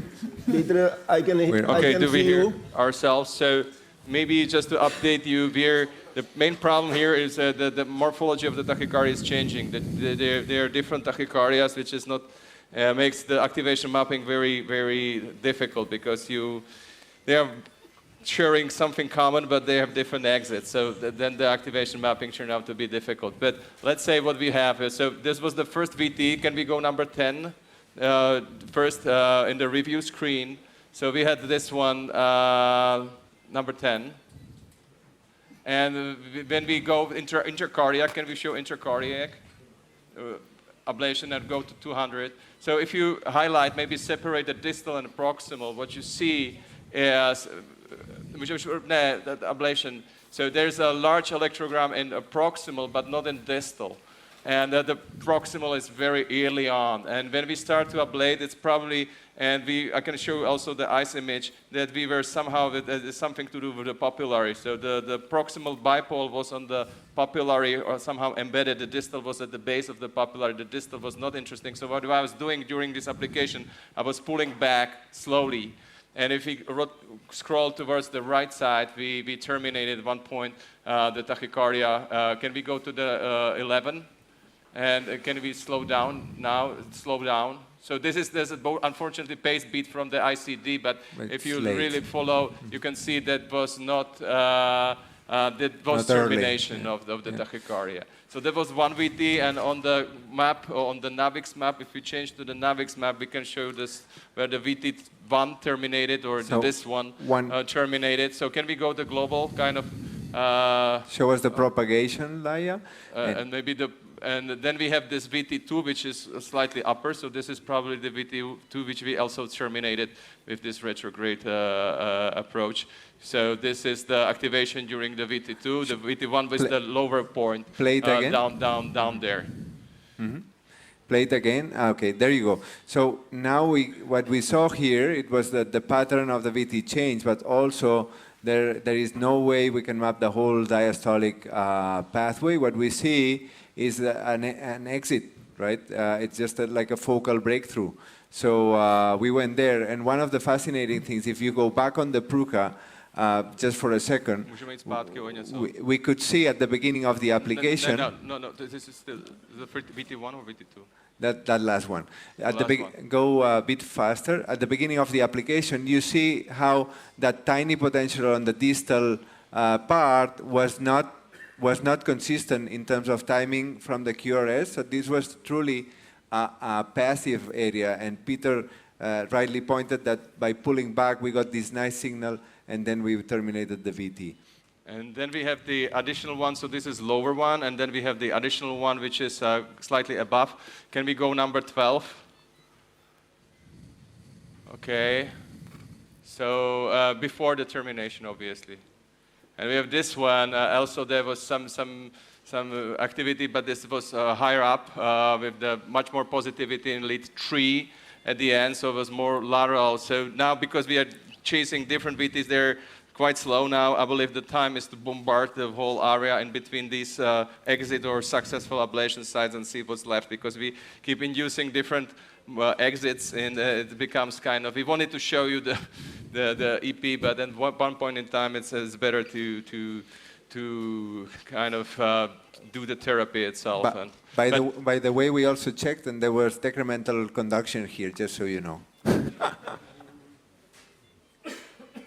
Okay, so can we try to induce, or I would maybe start to ablate right away about all this area, because it's just to keep inducing the VT. It is not, it turns out to be that helpful because it's changing. So we need, let's take a kind of substrate approach now and see what's left after we've done that. One further comment just to finish. If you go back to the end site, you can see how when using the emphasis map, switch to the end side, yeah, we're looking at the emphasis map during the activation, you see how the near field signals, the peak frequency of the near field signals is much higher in the exit, whereas the rest of the surrounding area is quite low frequency. So it's telling us that what we're mapping is probably only local and endocardial in that exit site, and is more like far fieldish and epi on the other sides.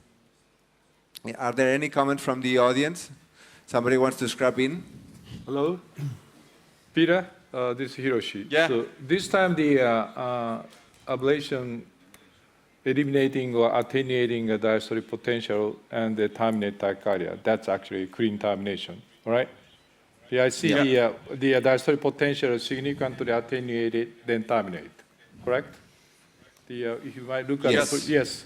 So it's different from the problem is the 3D anatomy in this part, because there's this papillary muscle which we struggled very much during the transseptal access. So now with the retrograde, we have a more kind of versatility to move around it and move within it, I would say, in between, to position the catheter in between two heads. This was one of the proximal getting very, very sharp and very early potential, but you see, yes. In terms of the contact force, the retrograde approach, like you say, like 14 grams, and now the what is the contact force? Retrograde approach, like 20 grams, 25 grams? At that time, No, you have you can maximize that, but I mean, in this particular case, because of the papillary being somehow, so maybe just bringing the catheter a little bit proximal, so withdrawing was actually not pushing it to increase the contact force, but pulling back because we were somehow entangled. I don't know whether it will be visible. If somebody can go, Kuba can go to the review screen of ICE, and we can show you the site of termination, and we were entangled in the papillary muscle. Okay. So well, if the contact force itself is the one thing, but last review screen, I don't know whether this is visible on ICE, but generally there is a quite large papillary. I am embedded inside the papillary. I don't know whether this is visible to you, but when I was pulling back, getting to more to the tip of the papillary, then where the proximal nice electrogram was, and then when we terminate the VT. Okay, looks clear. The like a base of papillary muscle, but you have nice diastolic potential. You attenuate and terminate it. It's it's beautiful, clean termination for tachycardia. All right, it's beautiful. Yeah. Okay, so now we will just move more to the kind of substrate-based approach in these areas, hoping to stabilize it and then see what's left, because there are different morphologies of the VT and makes it the activation mapping very annoying, because you can chase many different VTs, and let's play with the substrate now. Okay?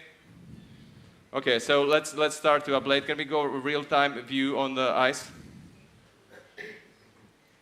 And we start, can we go 35 watts here and stay for a long time, just to be sure that we do this. So you can move. Yeah, okay, can we go for the inside map, and ablate? I will start to ablate. Where's the pedal? Oh. Got it? Sorry, okay. So we will just try to homogenize this area, because as you see also from propagation, this was the part when it was early. This is more the upper VT, and we'll see what's left then. So now we have a 26, and we generally will do, this was the side. So we pay a very close attention to the impedance drop during the RF delivery to reach at least a 15 absolute value.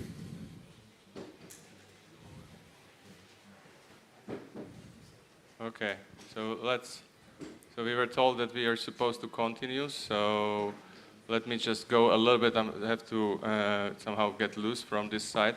Sometimes get tricky, so maybe this is too big. This is not that much interesting, so let me somehow get... This is nice on the proximal, a beautiful late. Let me just somehow interrupt here, Peter, even if I manipulate it. Peter? Yeah. I think there are no more questions just now, so we will leave you ablating if you agree, and we'll switch to Homolka because they are asking for live entry just now. Oris. Okay. Okay. Yes. Okay. So, Fermin, you are online. Yeah. Hello. He probably doesn't hear. Stop.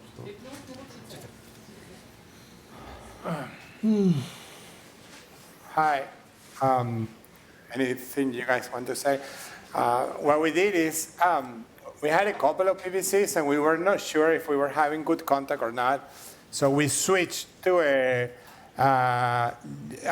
F-curve regular thermocool with contact force. And you can see how difficult it is to really get there. We've been quiet so far, but the main challenge here, honestly, it's the size of the aorta and the contact force that you can deploy by bending the catheter. So the other option here is, if you were to return, as we discussed, would be alcohol well, however, we haven't seen PVCs. And then the other option is to get into the the LVOT from a transseptal approach, which we also ready to do next, because if we were to come back, we want to have an alternative strategy on how to deliver RF. But so far, we're quiet here. I don't know if anybody has any questions, or I'm gonna give you the transseptal view so we can show where you're gonna do the transseptal there. In case we need it, we'll be ready. You can see an intraatrial septal aneurysm. I think that Dr. Rasminia showed today how you can see sometimes the esophagus behind the bottom of the left atrium. You can see on this patient. It happens to be that he has there the esophagus. You can see it right there. But in any case, this is our transseptal view. For the ventricle, I tend to like to do a more anterior transseptal like that. You can see a nice view of the septum with an intraatrial septal aneurysm. Our patient is anticoagulated, and my colleague I'll hold the eyes for you. Going to be ready for this. So if I counter the eyes, you see the coronary sinus. You counter more, then you're going to see the mitral valve. See the mitral valve? So you have an elongated atrium. This would be my preferred site to try to work on the ventricle with a large curve ideally. You see the mitral valve there? If I counter more, now you have the dilated ascending aorta. So from here, you have the entrance to the coronary sinus. Dr. Rasminia was talking today about the middle cardiac vein. You can see it down there. That's the middle cardiac vein. And that's the PSP. That's the posterior superior process of the left ventricle below the non-coronary cusp. And that's not the CS. That's right atrium covering the left ventricle that I showed today. If I clock a little bit more, then the Eustachian ridge becomes the upper lip of the coronary sinus. You can see it right there. That's the upper lip of the coronary sinus. And then you start seeing the left atrium and the mitral valve. Clock a little bit more, and you have a nice spot for transseptal right there. And that's how to orient yourself in terms of where to do the transseptal and how to get there. So you can go ahead. And then we've just been waiting here to see if we have to do more work or we're okay with this. So far, it's been very quiet. I don't know if there's any questions from the audience there with the panel and anyone. Fermi, this is Hiroshi. Hi, Hiroshi. Yeah, again, thank you. Another excellent case. And this case reminds me, remember we did a few years ago, LV summit together in Japan?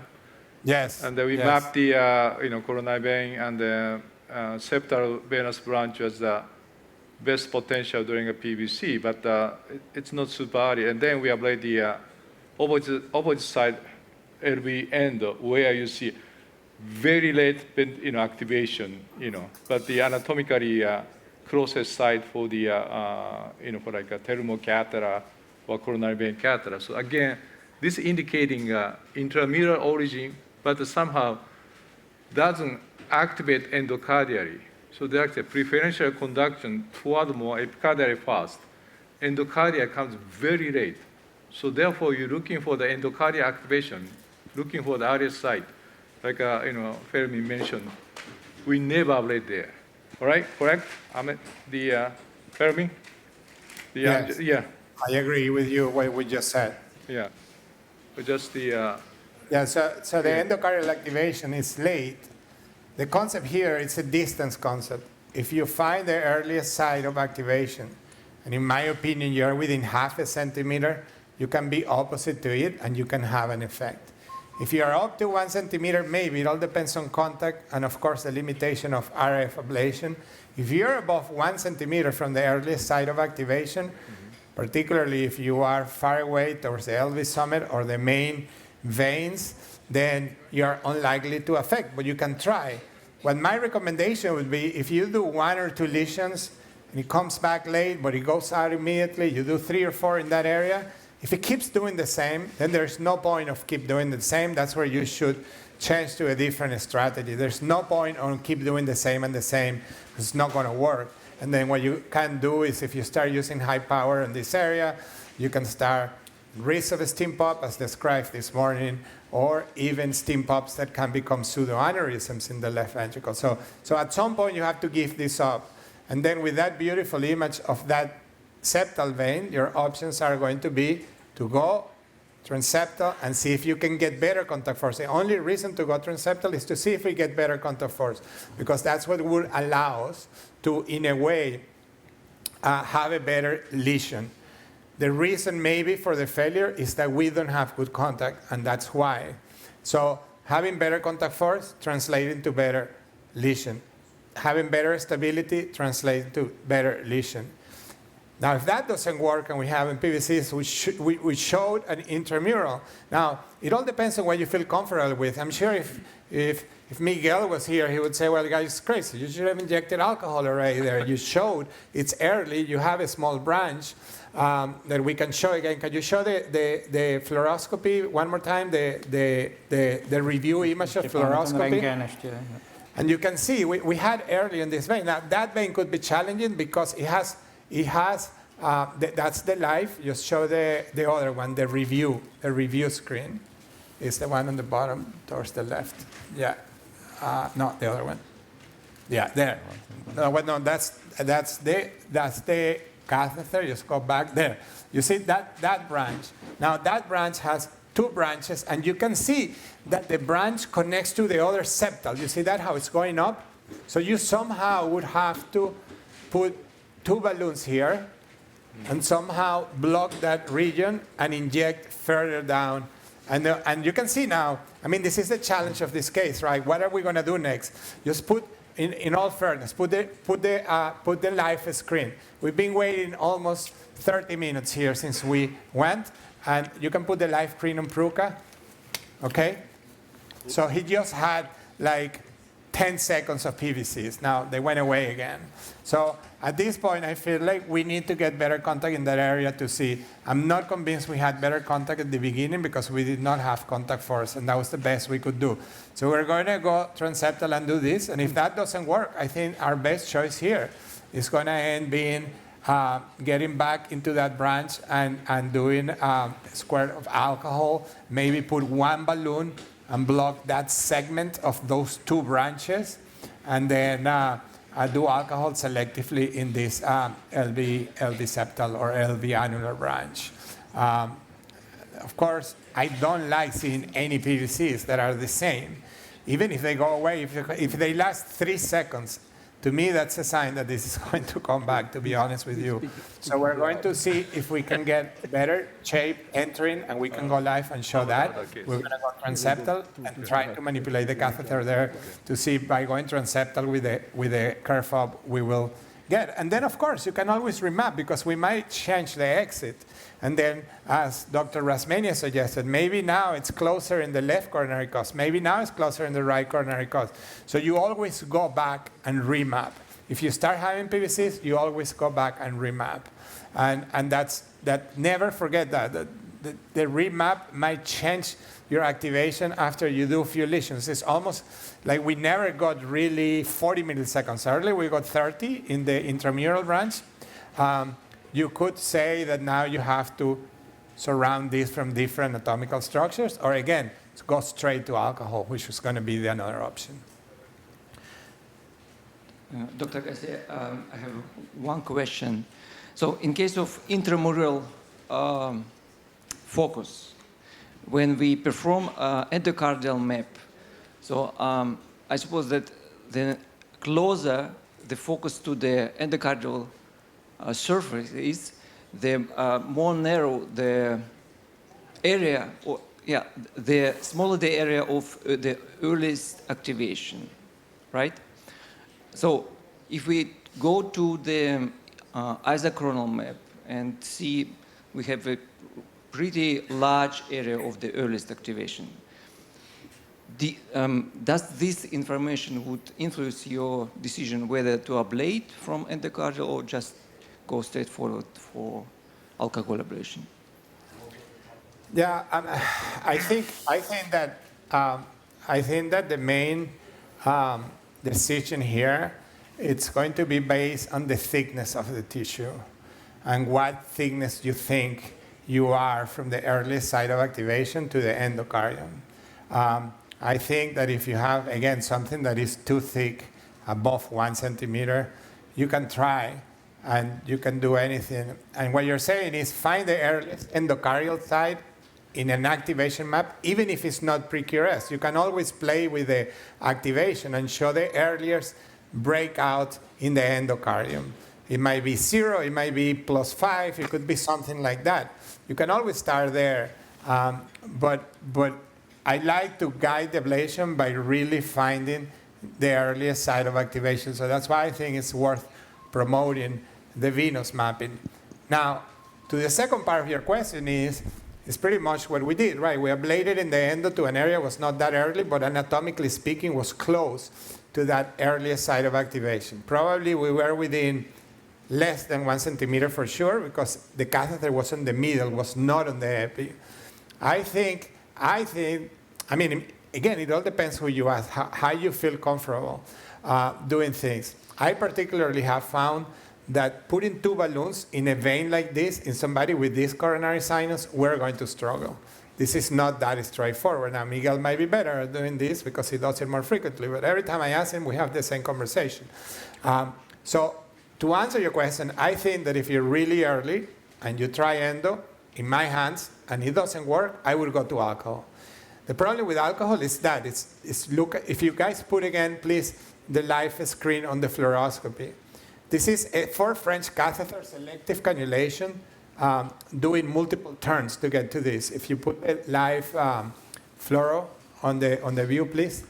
I want you to guys see this, because you might say, okay, I'm going to get into this branch, and I'm going to inject. Just put it on big. You can take us out. We don't look that good on camera. So just put on big. There you go. Okay. That's good. So you see that, right? If you just inject alcohol right here, I don't know. My guess is you're not going to have any effect, because that alcohol is going to diffuse into the other communication branches that are going to a big septal and back into the great cardiac vein. Now, if it has an effect, you'll have to inject a lot of alcohol, and that also could translate in a very big area. So remember, if you're going to throw here a missile, you want target. You don't want a big area. You don't want to throw a big bomb in here. You want to target. So the only way to target this segment, we know it's in the middle portion of that vein, would be at least to put a proximal balloon that occludes those 2 branches. So when you inject from the balloon, it goes distally. Now, maybe when you stay in there, distally doesn't go that far down and you get away with it. You don't have to put a second balloon. But technically speaking, you should put something very distal and then a proximal balloon and inject alcohol in between, which is what's going to give you that local effect. And this could be technically challenging. I don't think the concept of through this catheter inject alcohol, it's a thing. It's just too much communication to other veins. It's too much alcohol if maybe you have an effect, and the tissue area at risk, I think, is too big. So if you're going to do alcohol, just make sure that you try to do a focused ablation into the area of interest, not huge ablation territory. And that will require some balloon techniques to do that in this particular branch with those 2 collaterals there. So I think you start endo, you see how it goes. We had an effect on the endo within 1 second of ablation. So that has to be close. When you are very far away from the area of interest, you start having ablation, and it takes 10 seconds, 20 seconds when your lesion starts getting to that, and it comes back right away. That to me suggests that you're far away from the area.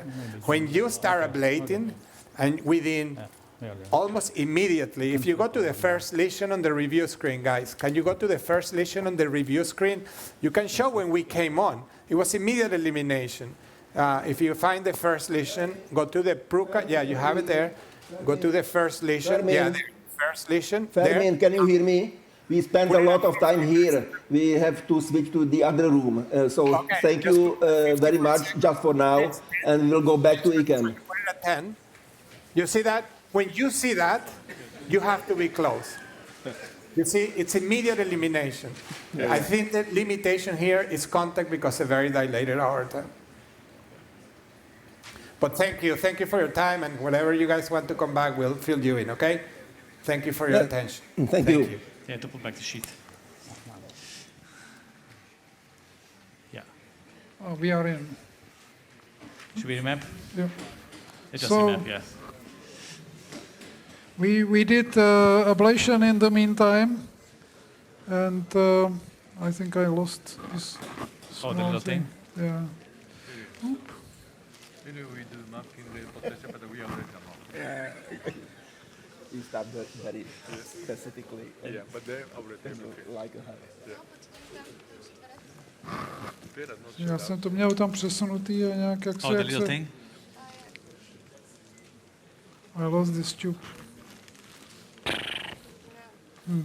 We do something. Can you give me a short 8 French?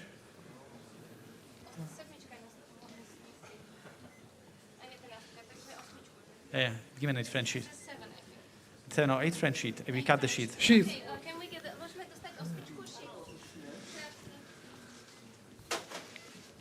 Yeah, we're trying. So we did. Can you guys hear us? So we ablated with about 21 minutes of radio frequency in the areas of lay potentials, and then we extended a little bit towards the apex, and now we will remap. The reason for the delay, we lost a little introducer, which we're going to create a custom one. Do you have a scissors? No, get the sheet after that. This one. Just get it here. The scissors. So if you, they are preparing some replacement for this tube to be able to introduce the octarray. So you can see the map. Basically, we covered the whole area very nicely, and there was a very quick disappearance of these potentials. You can maybe talk, and I will try. Yeah, so we ablated we focused on the basal area first, and we were done in about 15 minutes of radio frequency, 30 seconds per lesion. Those are 40 watts everywhere. And then we extended towards the apex to complete a little bit of the substrate ablation in those areas where lay potentials are also seen. And now we're trying to remap. The only reason why there is a delay, we lost a little introducer from the octarray. That's the delay. And we're trying to get it done. But that's where we are. I don't know if you can see the map here. Zkus to tam. No dobrý, už to bylo. Ale to je jedno, to by se, no, tak by se nastalo. Oh, we see it. Perfect. So that's the area that was ablated, on both sides of lay potential. Now we're going to remap now, make sure that the lay potentials are being eliminated. And assuming there is elimination of lay potentials, we will reinduce. You made it? Good. Great. Now this is, sometimes I have to come up with some solution, see? Yeah. That's even better than the other one. You have to be flexible. Yes. Oh, it doesn't go. It doesn't go? Just pull it back towards it. It doesn't. Oh, the probably 8 French is not big enough. So we need to go 9 French. No, pull the. It's weird because it should go. Should tube. But it doesn't get pulled back, huh? See? Yeah. A bigger one, yeah. See, the problem is here. Oh, I see. Yeah. No. The problem is the back here. This ring electrode is slightly bigger. Okay. So that's why you can push it. Sorry, we're creating a new introducer. If you guys want to learn how to do this, you take a 9 French sheath and you cut it. Yeah, we need 9 French, not 8 French. Yeah, we need a few minutes. But we will remap now, make sure that all the electrograms have been eliminated, and then we will reinduce.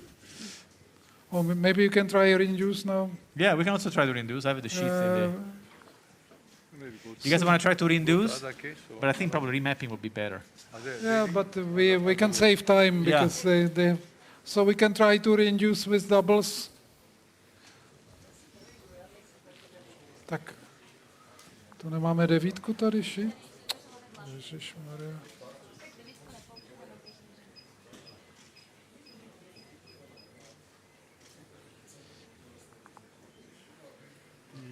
Octarray, if you advance, you stuck there, pull the short tube, and something goes through. Here the Joseph, okay, short tube, introduce to the catheter stuck like here.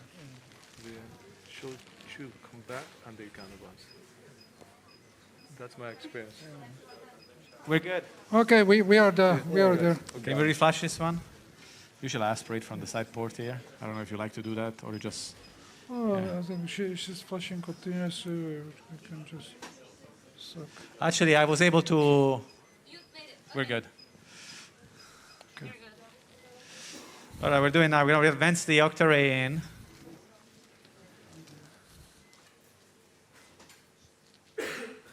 It's coming up now.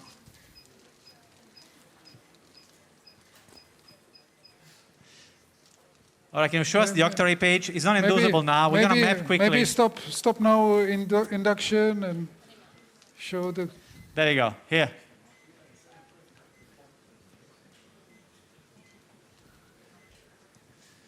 Well, we need to make sure that the electrograms are gone. Bipolar, I'm not so sure is going to help us much here. Yeah. Well, sitting on papilla. Yeah. I think so. In atrium. In the atrium, yeah. There we go. So we are trying now to remap this scar area after ablation, but you can see already that there are not so many... Yeah, now I'm interacting with the pub muscle a little bit here. You should switch but to no, bipolar, Sama's touching, so it's good. to bipolar map. Can we see ice? Can we see ice there also as a inset? You can see that it's sometimes difficult to place this catheter better across. spot now, yeah. Yeah, now it's better now. All right, we're good. So we are sitting in the scar and you see no signals. Yeah, if you see the live screen now, you should be able to see from here. Yeah, live screen, please. The right there, see that? Can you switch to bipolar map or any voltage map? No, just show the signals. There is absolutely nothing here. There is nothing. We'll just look at signals. And it's good. We're touching there. So we are sitting in that area of the scar, and you see signals comparing with the previous late potential area. There is nothing left. You guys see that, right? So I think this is stronger than non-inducibility, honestly, in my opinion, because this is really more objective. Inducibility may be affected by several things. You guys can see now there is only far field. There is no near activity now here around this area. Yeah, no lead potential at all. So nicely nothing, absolutely nothing. Yeah. Nicely cleaned up all lead potentials. Gonna move a touch more apical here. Also, I don't see much here. We extended in the scar until apex because there were fragmented potentials and there was delay like up to 100 milliseconds between stimulus and QRS with I think this apical morphology, but we did also modification of there because it's still in the low voltage area, so the scar extends up to the apex, so we did a complete modification of the substrate. And finally, we will do induction. But we did already a couple of inductions, and there was nothing so far.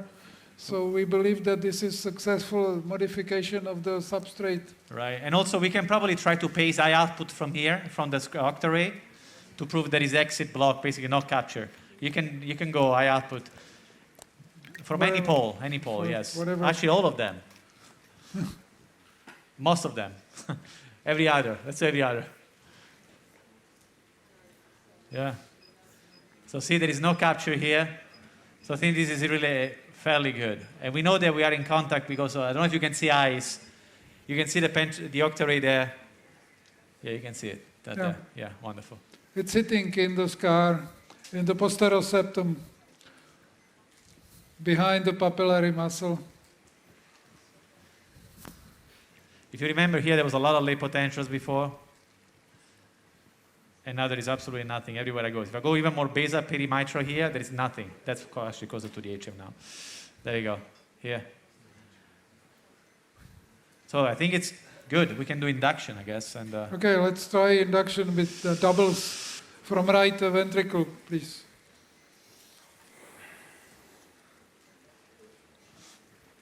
Any questions from the audience or?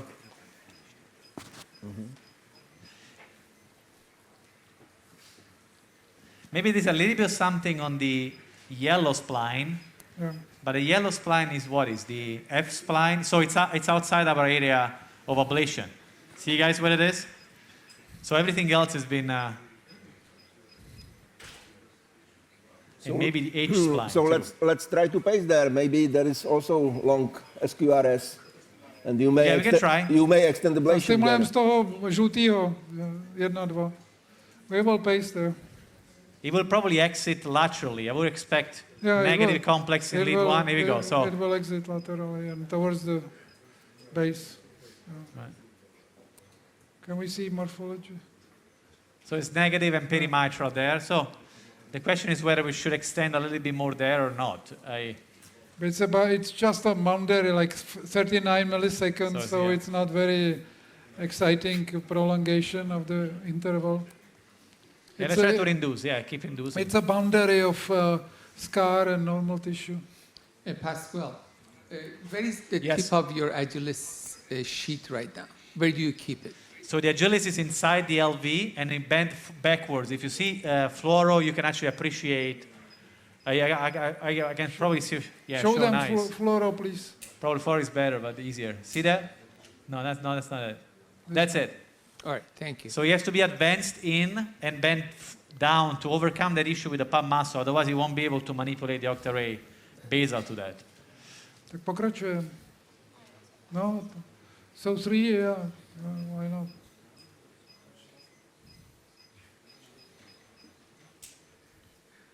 All right, this 3 extra similar now. It was easily inducible with doubles before. Yeah, with doubles. We're going to find something probably at the apex, I think, but we'll see. Maybe not.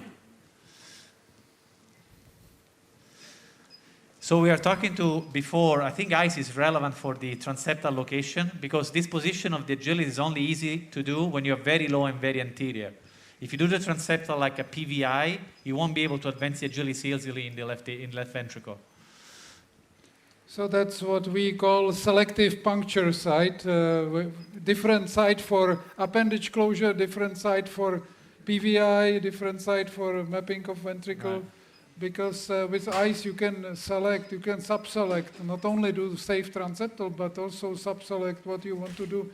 And it can save frustration during the case subsequently because you can have better access to the area you want to cover. Okay. These triples now, non-capturing, I mean, we can, it's pretty much good. We have elimination of late potentials and non-inducibility with triple extra stimuli. So we can, I guess, map more to see if there is anything else, but yeah. Let's go towards the apex, you're right. There are no more questions. Peter Peichler is asking for live entry, if it is possible to switch so just now. I think we will probably close very soon because we just checked this area. Here is something still, some fragmentation, so we may do a couple of more lesions Not here, much but though, yeah. not much. But so generally this is it. We believe that we modified the substrate very nicely. We eliminated this clinical tachycardia, which was this more or less similar cycle length as recorded in ICD. So we feel that we did a good job. Yeah, I think it's good here. We can do a little bit more here. There is some persistent late potential at the apex, but I don't know how much of this is necessary, really. But it looks good so far. There's a little bit there. Yeah. Okay, any questions before we leave? You can go back to the map, by the way. Show the map to them. We may come back later on because probably the other case from Homolka will not be presented because they got some problem of unknown origin. So I would switch for Peter Peichel room, EP room, and if you are still there, Okay, we'll come back. We are not escaping, but we can maybe do a couple of more lesions there if you want to. So, but generally, it's done. Yeah, it's pretty much done. Yeah. Pre- So we won't be late for dinner. We're supposed to ferment in late. Can you hear us? Like Afera case and endo and very maybe Something happened. I don't know. Okay, do you see ourselves? This will be close. Perfect. So just to wrap up what is happening, if you remember so many things, but we are the same. We are dealing with the posterior medial papillary muscle, and if you remember, we had this issue that when we are pulled back, I'd stop one of the VTs, so we are not going more to the kind of surface, but more to the kind of endocardial structure. did help. So then we start to map the papillary muscle just more to going into the cavity.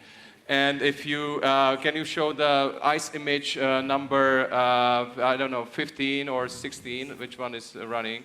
Okay, so do you see the ICE image? So now we're in the very tip of the papillary muscle, so somewhere in the middle of the cavity. And if you go to review screen, you're going to see, please go to the review screen. Okay, so what you see there is the, why we changed that, please? Please, can you go number 13? Okay, so if you look now, this is pacing from the tip of the papillary. We are just the position in a very, very kind of, and if you look at the morphology on the right, so it resembles one of the VTs very nicely. So I believe this is pretty nice pace map. So we start to work on the papillary from the really top, just going down to the kind of more basal part. And then if you look at this VT, this is more like a, maybe basal still, but then we induce another VT, which is more apical. So if you go to the review screen, so if you really watch this, if you compare to the right one, you see it's much more apical in terms of the RS. The S is getting bigger. So we are moving from the basal part more to the apex. And that one, if we go to the early signals and go inside, there is some changing in the morphology. But this is, again, we found this very nice mid-diastolic potential. Everybody agrees probably this is beautiful. The question where it was, so now can we go to the ICE image? Can we change to the ICE? Perfect. And I don't know whether this is visible to you, but we are from the top to the very base of the papillary. So generally, it's a very kind of extensive disease, and we are changing the exit. So now we decided to do more kind of structured ablation along it, because we are not dealing with one VT, but they're changing, we're inducing a new and newer one. So we are getting more from the base to the apex, and we also terminated this VT. So can we go back to the review screen? And if you slow down, there's unfortunately the VT, but the VT was kind of wobbling before it terminated. Can we slow down even more? And the VT terminated then after sometimes ablating in this diastolic potential. So generally, we want to now skip the induction and trying to get all the VTs and now focus on from the basal part, which we covered nicely. We don't have the basal VTs anymore, to the more to the apical part when the insertion of the papillary is. And also, as if you remember, we showed you on ICE that the scar extends as well, so visible on the CT. The scar extends not the basal one, but more to the apex. Maybe you can show the end-side map. Maybe on the end side, we can see that we can also draw the papillary muscles as Laia did, and we created an activation map of the pap muscles and look at the signals that we got with our ablation catheter at the time of the ventricular tachycardia, with a progression from distal to proximal, so from 1-2 to 3-4 to 2-3 and 3-4.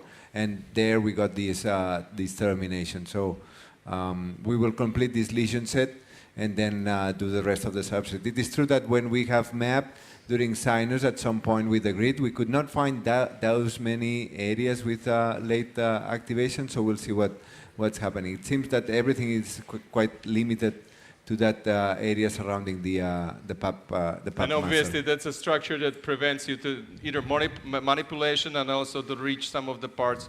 So that's why it was difficult, and I believe for this to getting an axis with the changing to retrograde was a good idea. Mm-hmm. Yeah. So this is from our side. Any comments to this? Obviously, if you deal with this base papillary, sometimes the epicardial axis is needed. Probably not doing that today, but it might be if he has a recurrence to be an option, and probably would be a good idea to do. Mm-hmm. So any comments to this? So we have just to summarize, we had multiple VTs starting from very base, somewhere up, somewhere down. Now we eliminate those. Now we're moving to the more apical part, and you see the new points on the Navix maps are more to the apex of the ventricle. They are not just going around the papillaries, which is nicely shown in there. So let's try to cover this area very well and then see what's left. And unfortunately, we still induce a newer and newer morphologies. So let's ablate here.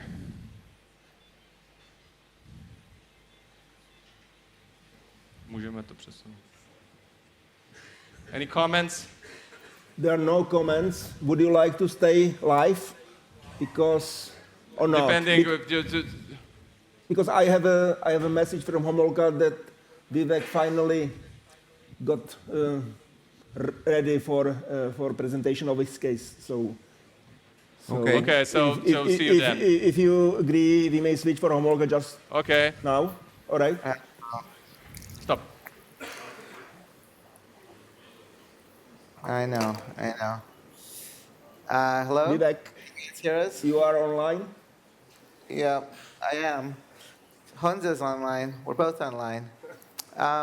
If you recall, this patient was a patient with dilated cardiomyopathy with a severely reduced ejection fraction who came in with tachycardias, ventricular tachycardia. He had several therapies through the device. He ended up receiving antiarrhythmics. He ended up receiving a temporary stellate ganglion block, which seemed to stabilize partly. But he continued to have ventricular tachycardia episodes, and I think ATP, right? Yes. ATP treatment. And hence, we moved forward. You know, if we look at the EKG, can we show the one EKG? Well, the one that he had clinical, one of the first ones that was captured. If you look at it, it looked like it was going to be an LV epicardial. So we can show the EKG on camera. Oh, we can? Okay, great. Můžete to ukázat na... Ukažte to na kameru. We thought this was actually going to be one.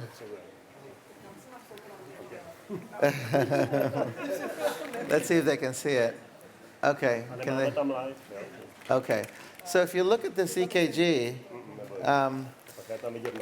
with -1 and L Q wave looking, we thought perhaps this would be an epicardial exit. So hence the reason we got epicardial access. So what we did, and one other important point, because the ejection fraction was so severely reduced, what we decided to do was to institute peripheral ECMO. So he has peripheral ECMO right here. So we have a VA peripheral ECMO. You can see the venous and arterial cannula, which is right down here. Can I show them the cannula, maybe? So, yeah, I don't know if that's interesting. But anyway, we have arterial and venous cannula here, and there's a peripheral ECMO machine somewhere back here. And again, we did this because, you know, we just had a discussion earlier about the EF being particularly low at 15%. Okay, so let's talk about what we did in the case. Interestingly, we're having a tough time inducing anything. The closest we induced, and actually, if we could show the review screen, please, the Pruka review. Let's just show the VT. Yeah, so that's the VT. It's just at 2 different sweep speeds. Oh, can you show them the review, Pruka review, please? Pruka review. Yeah, good. So there's the VT that you're seeing. This is all that we've been able to induce. And wait, what? No, show the VT, please. No, what is he showing this? Okay. Yeah, so that's the same one. This is not the same morphology that we saw before. Here it's positive 1 in L. You can see it's positive across the precordium, positive in 2, and sort of plus minus in 3 in AVF. It's a much more basal, but not a lateral basal, but rather a septal basal. So, and this is all that we're getting right now, I should say. So what we decided to do was to go ahead and map. Should we show them the map? Yep. So let's take a look at the map. One of the things that we've noticed, you know, when mapping with rhythmia, you're able to map fairly quickly, but you know, the system was really designed for atrial mapping. So what you're seeing here, the colors themselves are unfortunately not as revealing as you'd like them to be. This is not a lot of scarring. It's actually, oops, sorry. It's actually not a lot of scarring. There's There's low voltage right here when you get to this, the periaortic region. You can actually see the electrograms are fairly, there's double potentials, et cetera, over here, which is not terribly surprising. If we look laterally, can you show lateral, please, to them? There's this sort of patchy region here, and actually maybe I'll put my catheter there. But it's low voltage, but it's not a terribly interesting region, okay? There's not like a bunch of late potentials, et cetera. And we did some extra stimuli also, which we'll show you in a second. Let's show the epicardium. We also mapped the epicardium. Okay, see? Oh, okay. Now, again, this system is not designed for epicardial mapping. There's two interesting aspects. One, because it has such structure, when we do epicardial mapping, we typically give 100 cc's of saline into the pericardium just to allow easy manipulation. But the second part is this. Notice, how are you doing that? Okay. Notice that when you look, show it to them from the outside. Give them zoom out, because I think it's confusing. Rotate. Okay. So if you look at the epicardial surface, you know, what ends up happening is you end up creating a two-layered surface. The outer surface is typically red because there's no voltage, right? Because the electrode's on the outside. So you got to flip it around, look at it on the inside. So let's look on the inside. So that's the inside. That's the actual surface that's touching. And you can see a lot of, it's not particularly low voltage, but certainly in this lateral, which is the region that we're initially suspecting, could be a problem. So, anyway, we decided the pericardium is not as interesting as we initially had thought it might be or hoped it might be. So let's go back to the endocardium now. So we're back to endocardial, and you know, we're a little desperate, to be frank, at this point, because we can't get, when we induce the tachycardia, it goes on for a relatively short time. As I put my catheter here, it tickles the ventricle and terminates it. So we haven't been particularly, let's say, happy. So let me just tell you what we did. We have basically been doing pace mapping. You want to show them the pace map that we did, please? Okay, can they show the review screen? Yeah. Can you show are they looking at the review screen? Okay, good. From inside epicardial. So this is, and then we should show them where that is. You guys, I think they marked all of these things. So if we look, for example, right here, which one is that one? Yeah, so right around here. And if you go back to the review screen again, so you can show to them again, please. So here's what we're seeing. This is the closest that we have, you know, occasionally some mild fluctuations. We also went to the right side of the septum, of course, and there it's much more left bundle, not this intermediate bundle. So this is the RV, by the way. And when pacing adjacent to this side as well as other sites, you want to show them one of the pacing sites from the RV? Yeah. Okay, so this is from the, no, that's not it. Yeah, this is from the right side of the septum. Obviously, it's much wider left bundle. Yeah, if you get more apically, then it looks like it's more apical. So let's go back to the LV endo. Show them the Affair map, please. Let's go to the Cardo map. What's that? Yeah. So what we have is a situation where, well, this is the approximate location. You know, I assume, and if we look on ice, by the way, it was interesting. If we look on ice, I'm looking on from the other side, right? You guys can see this. I'm looking from the RV side. I can't see much here. I don't know what's going on here. It doesn't look, there's a lot of shadowing. It's very hard to see. I know I'm touching tissue, but beyond that, it's hard for me to discern anything. So that's the situation. So I'm sorry, I've been talking for a while. Any thoughts? May I ask a question? Hi, Vivek. Mansoor Azminia, Chicago. I think I saw the most elegant epicardial axis I have ever seen, and I think you showed us the future of getting to that pericardium. That was such a superb one that we saw when you started the procedure. Unrelated to this VTAC ablation, I have one question. I'm looking at that LV lead. Looks like it is in the middle cardiac vein. The V1 is completely negative. Lead 1 is positive. I wonder that some part of this cardiomyopathy could be just because maybe we are pacing not from the really the LV. Yeah, go ahead. Yeah, sorry, I should have said this. We're actually not BIV pacing at the moment.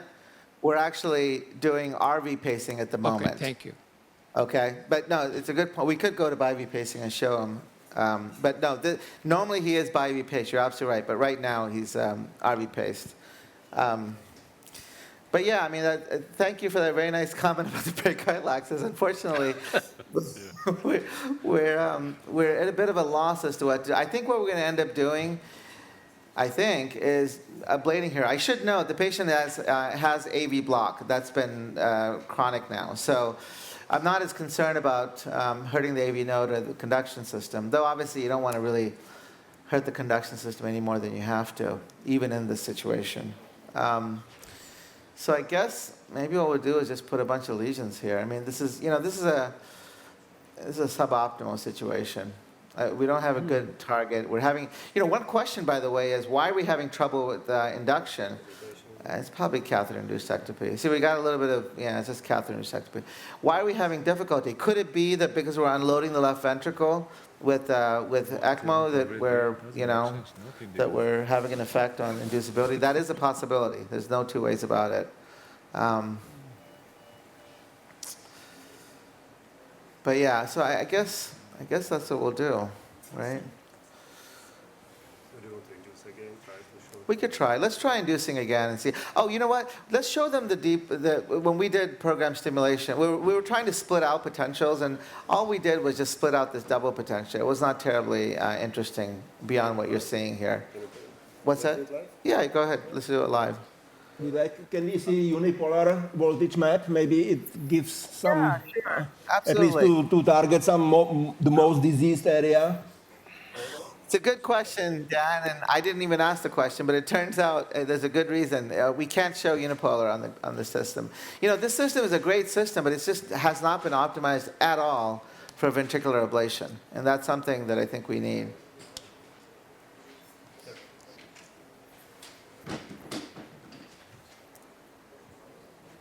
Yeah, let's do some program stim and see.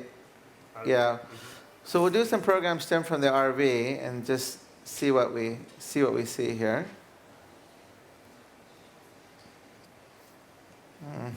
This is not very exciting. So.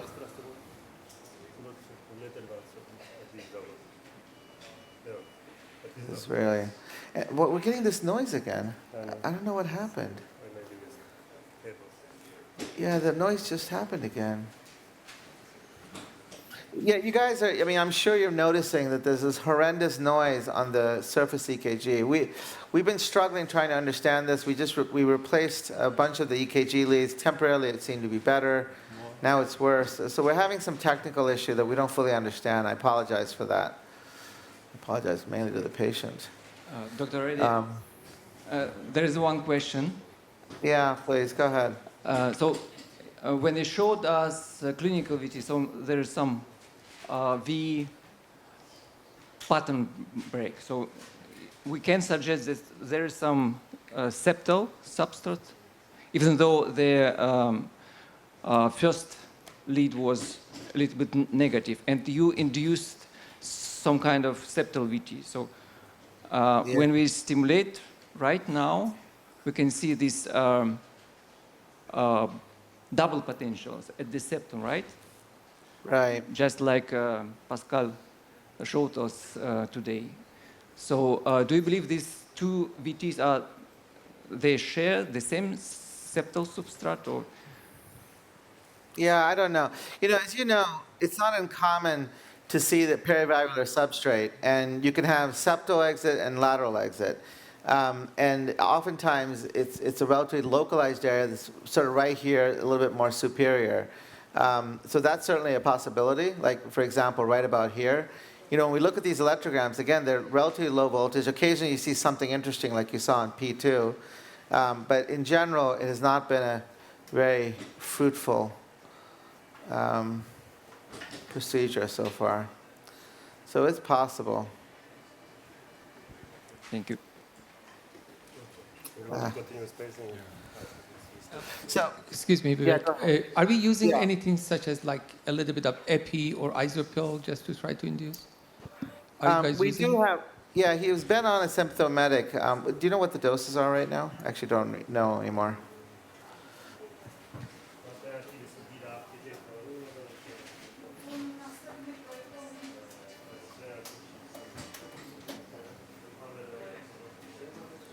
But certainly it's certainly a thought to give more. I mean, given that we've unloaded the left ventricle, maybe that is an issue.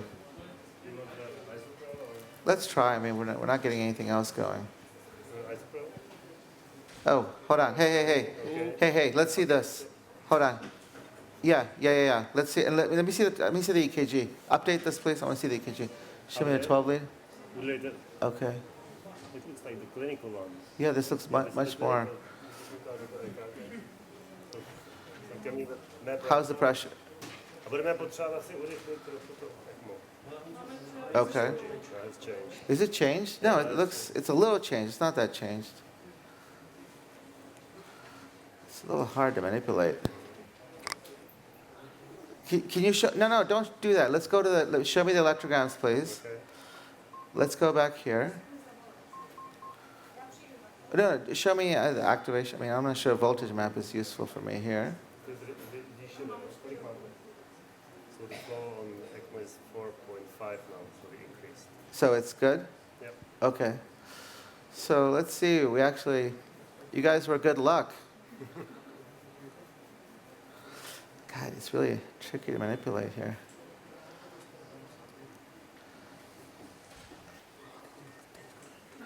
Yeah, this is like a waste of a location. You know, it might be worth going epi here.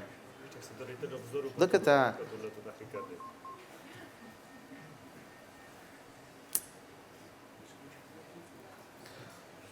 Maybe we should just go epi. It might be easier just to find where it is and then localize it.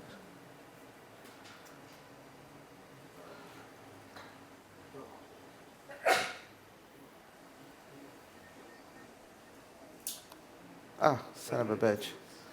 Let's try inducing again, please. To běží, ne? OK, tak můžete, jo? Peska.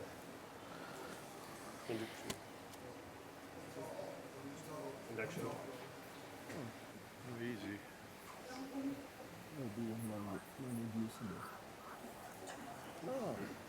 Okay, here we go again. Excellent.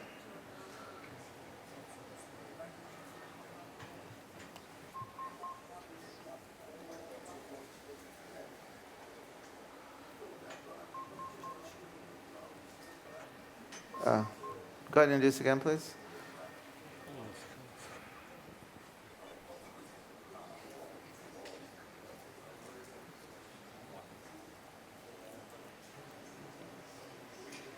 Yeah, please, go ahead and induce again.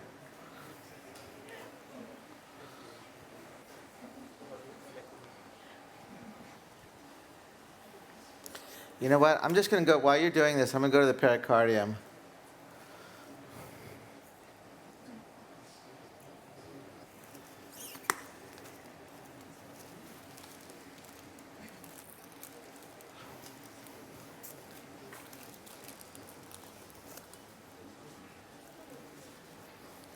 Can we can I have some more saline? I got to put some in the That's it. That's tachycardia. Yep, we're on the epi side. Of course, I don't know how we're going to show this, but that's okay. Let's figure it out. Oh, you know what? I'm going to need to put some saline. I'm having. Inside? Yeah, just give me like 100 cc's of saline. Okay. No, give. Yeah, I know. Yeah, okay. You only have like 10 cc's though. Okay, we have to give pericardial fluid, otherwise it becomes very tricky to map in the pericardial surface. Okay, where the hell am I? There we go. Should be more basal. Induce again, please.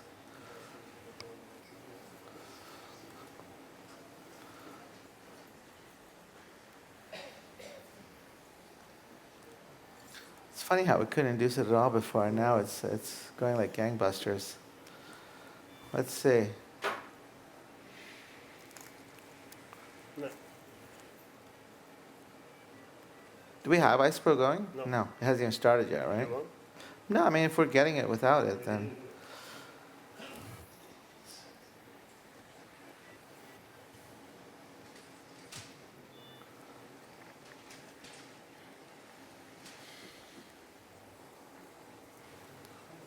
Because now that it.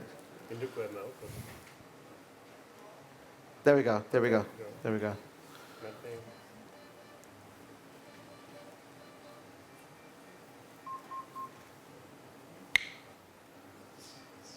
Anyway, I don't know what this view is. Show me. Oh, you're showing it from the inside. I got it.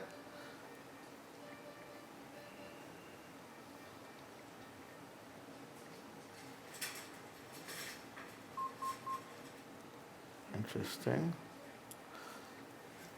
Is it taking points? I would love to see it. Oh. Termination. Reinduce, please. Just looks like a focal spread. The question is whether or not there's this area up here.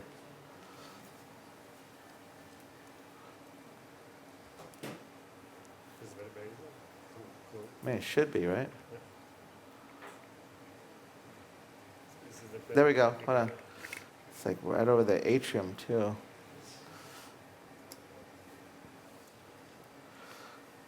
Well, we can look endo at this location, too. That's all atrial signal. It's very wide. Should be a big What's that? Very wide. So it should be a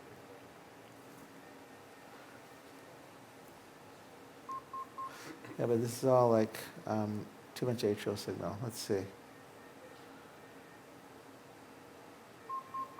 Is it acquiring? Oh, I see. You know, one of the issues is this bilobed nature of this thing. So it makes it a little trickier to sort of interpret. You know, I think some of it's underneath the. Oh, look at this.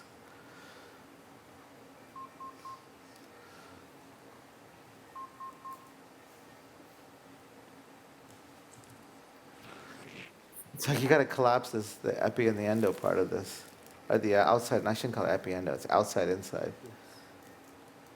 But do you see something? I missed it. And I haven't seen anything really interesting yet.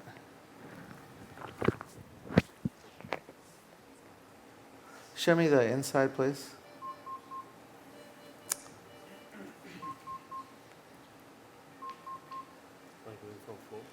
What's that? I think I should probably look in the endo in this location. Это kluci jako fokus tady tady And this is this the earliest location for this thing? Does it come from anywhere? I don't see anything else here. I think we have to look endo here. Let's go endo. What's that? Yeah, I think so. Because let's go endo here.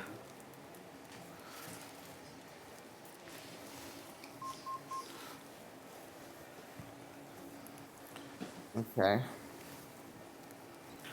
Okay, let's see. Yep, we're going endo here.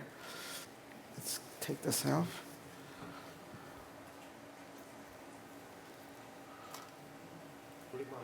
Now show me the epi. I want to know where the corresponding location is. Where's the corresponding location of the epi, the earliest on the epi?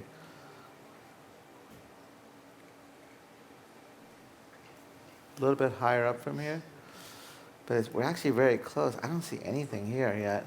Let's go ahead and just map here and see what we see. Give you a second. Okay, you have to set up a map. Go ahead, set up your window. Oh, I see. Wait, is it jumping? Is it good? Why is it jumping? Your reference is jumping around.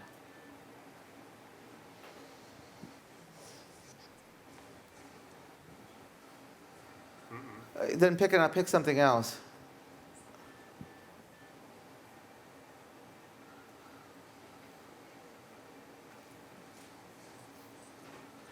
You got it? Okay. It wasn't jumping around before. I wasn't paying close enough attention. We didn't have, the trigger wasn't jumping around before, was it?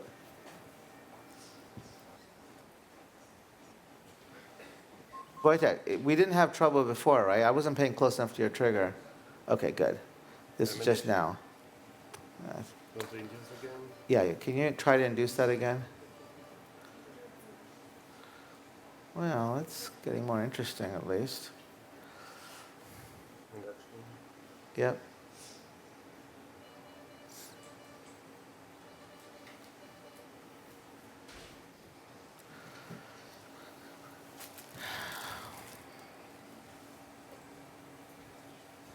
By the way, set it up for RF. By the way, I don't want to use PF initially. Yeah.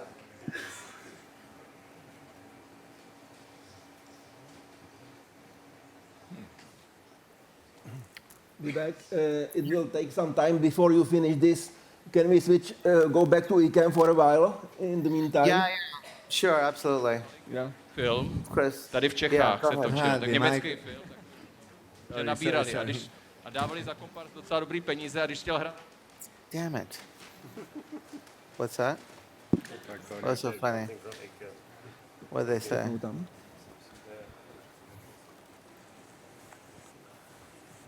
Okay, they're still live. It's still live? Okay. Keep inducing, please. I feel like we're close to something. Ready for reconnection? Okay, so, and who's going to show the Pruka? Okay, good. So maybe not with the patient. I'm not sure that it's the... No, he's not going to be here. No, but we have a mic, eh? Yeah, okay. So no. Okay, I'll just put this on too. No big deal. Because I'm very sweaty. Okay, they are about to connect. Eh? We are Okay. live. Can you hear us? Yes. Okay. Okay. So we just scrapped out of the case. Everything is done. So we're gonna switch now to the Pruka. Yeah, we have the Pruka now. We were ablating this area close to the papillary muscles where we have this late activation. We got rid of that with RF. And then if you want, you can show now how we achieved all the lesion set on the navex. So we'll switch to the Insight X and show us all the lesion sets that we delivered. So this was all around the papillary muscle. We got rid of that last VT that you saw before that was exiting from the more apical region. And then if you go back to the Pruka, we're going to show you how after 3 extras, the VT that was so easy to induce became non-inducible. So these are 3 extra. These were 3 extra, and the VT was non-inducible anymore. So there was no really functional substrate mapping done today. It was sometimes this happened, even like 15% of the times. You cannot do it because of such an inducibility of VT. But finally, we were able to solve what we think is a clinical problem of the patient. Yeah, just to summarize some of the highlights, we have many different tachycardias. We try to do mid-diastolic, we are just waking up the patient from general anesthesia. The papillary muscle was a kind of key player here. From Transseptal, for a posterior medial Transseptal is difficult. We need to do retrograde to go in between those papillary heads to really get in a kind of reasonable freedom of movement there. And that's why also the HD grid did help, but not to some extent, because it's difficult to manipulate around the papillary with a larger catheter, so it's better to have a smaller tip, obviously, to that. But we showed for every VT we were able to have the mid-diastolic activity. We were able to terminate after some time, although it took some time because obviously there was an extensive substrate. So in this case, not using maybe more power, but maybe changing the route to have a better kind of contact and be able to manipulate was the something that worked for us. Obviously, then you need sometimes something else. Mm-hmm.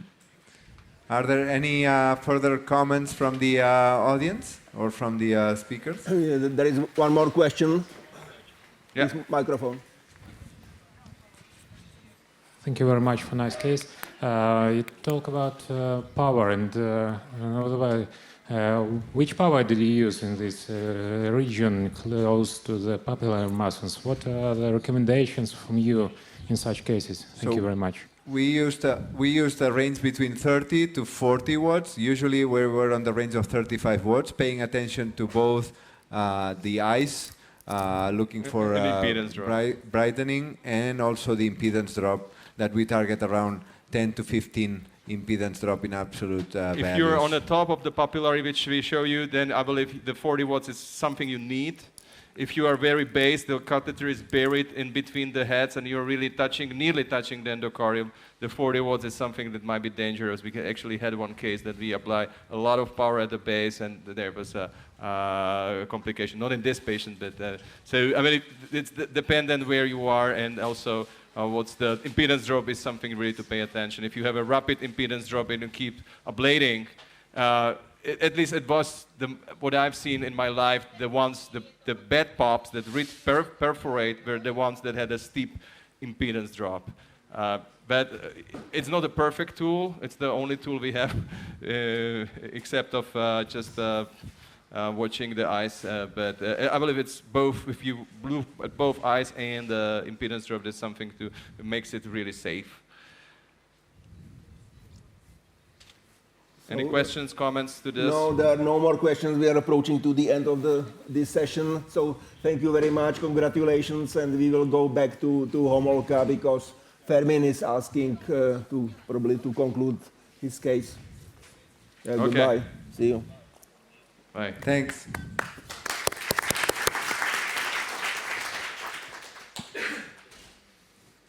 Fermin, can you hear me? Yeah. Yeah, hi. Please, only 5 minutes, not more, because yeah, we're good. probably... We're good. I mean, we don't have much to tell you differently. We did go back and try to get a better contact in that area, and we were able to get a good stability, we see a rare PVC here and there, so we're going to do a little bit of attempt at getting a guiding cath and maybe inject a little bit of alcohol just because we get the feeling that contact was never perfect without a large sheath and a J curve. But so far, you can see in the live screen, it looks pretty good. So the beauty of this case is the main challenge, in my opinion, for the LVOT, creating poor contact, it's a large aorta.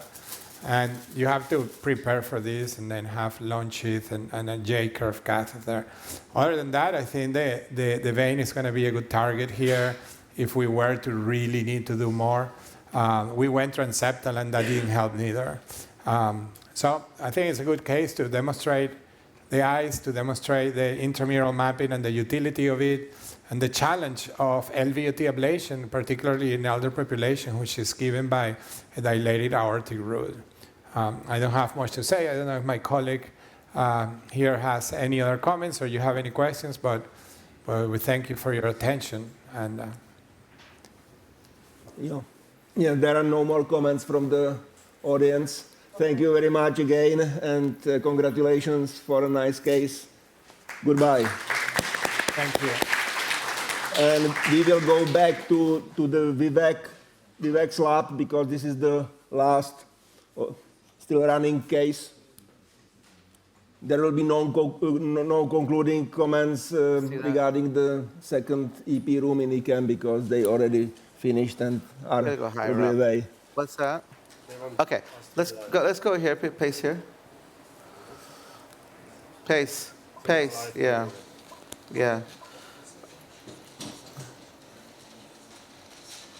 Right. Which one? That one? No, that can't be. Pace again, please. Yeah, let me see that one. It's pretty desperate, actually. I mean, they're all the right general direction, but this is a 0 out of 12 match. So you're live now, so if you comment. Oh, okay. You guys back with us right now? Yeah. So, actually, let's try inducing. Now, we always get lucky when they're live. Let's try to induce again, please.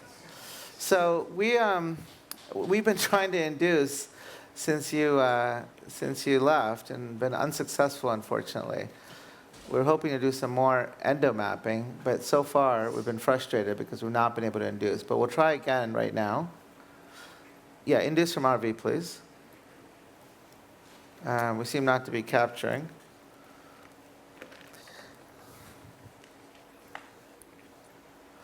Let's go with the original one, whatever we used before, and increase the output again.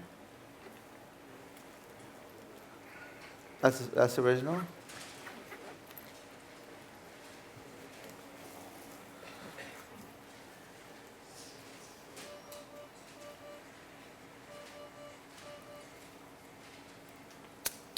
We haven't got any diastolic potential, we got nothing.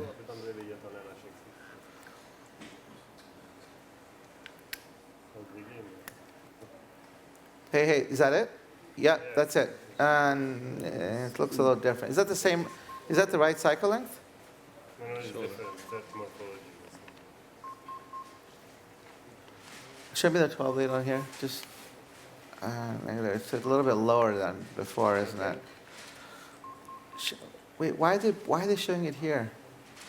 Yeah, go to 200 sweep speed, please.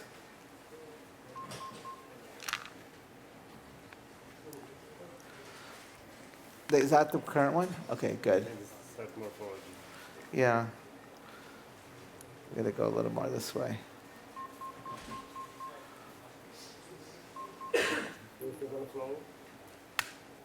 Let's show me the septal side, please.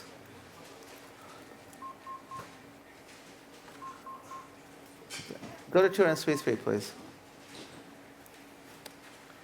Go to 200 sweep speed. 200 sweep speed on Pruka. Are you collecting points? I don't know. I mean, we were. I'm just having a tricky time getting there. One thing that happens is with the lattice, you really, when you're trying to map septal, you really have to make sure you don't capture, get caught by the chordae, which sometimes can be very tricky. And oftentimes they have to map like this, where you go in and loop backwards.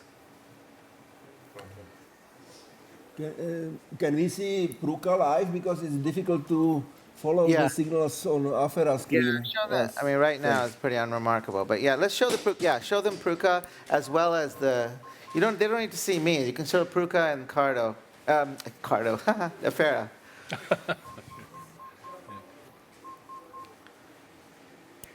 Why is it not taking points, by the way? Undersensing what? So unfortunately, we're having a few technical issues. I mean, that actually looks pretty. I wish we could do an entrainment right now. I have a feeling it would. Well, I would like to, but I want to go up a little higher.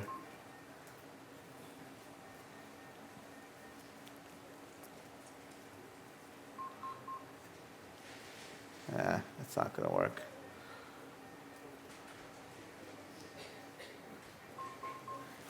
Hold on. I'm just getting caught up in something here.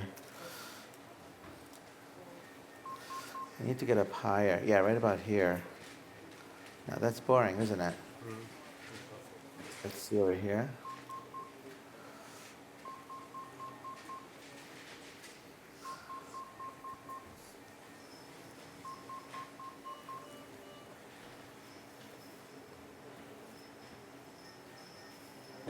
Okay.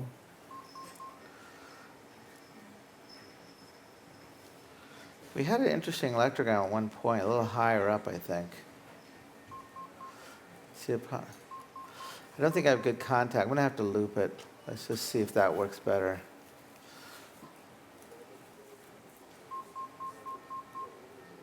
Let's try here. No, epicardial, I don't know if the epicardial is going to give us any joy here. I want to just understand the septum.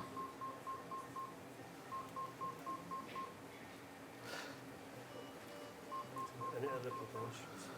What's that? Any nice potential? I can't discern anything earlier. Yes. Yeah, we're live. So they're watching us struggle here. We're live, but nobody may be paying attention. Oh, you see that? Look at P4. Which one is P4? Which one? The one that's flashing? So let me look over here. Ah, son of a bitch.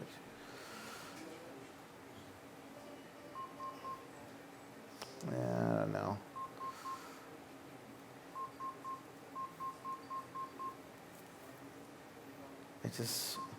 You know what we should do is look on the right side. But we had trouble crossing back over. You know? What's that? Find at least one from those.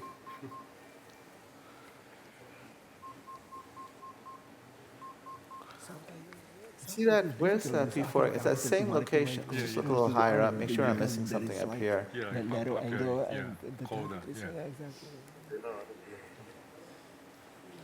Yeah, but this is boring over here. We could try entrainment. I'm worried we're going to terminate it. Plus, I'd be surprised if we actually had a good entrainment. I bet whatever's happening is deeper in.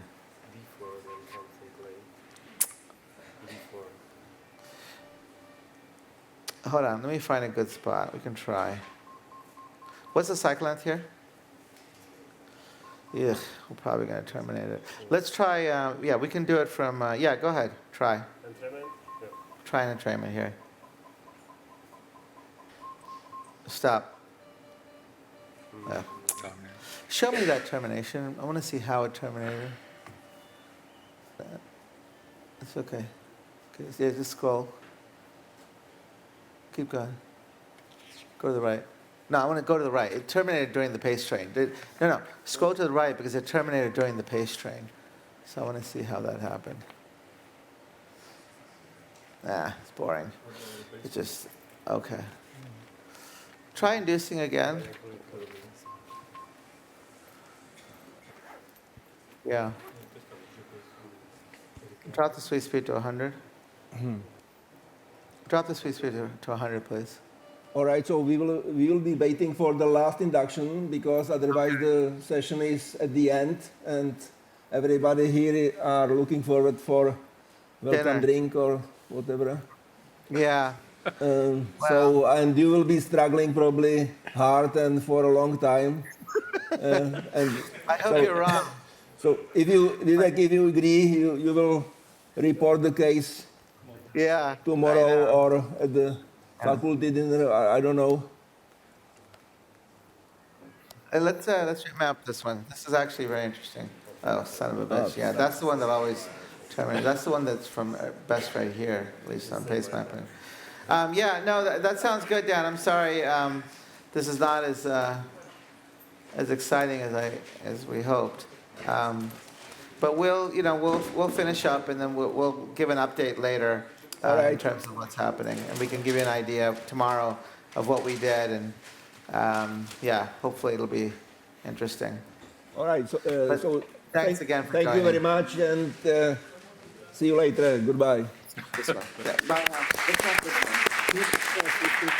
Let's not, but we have a couple of beats.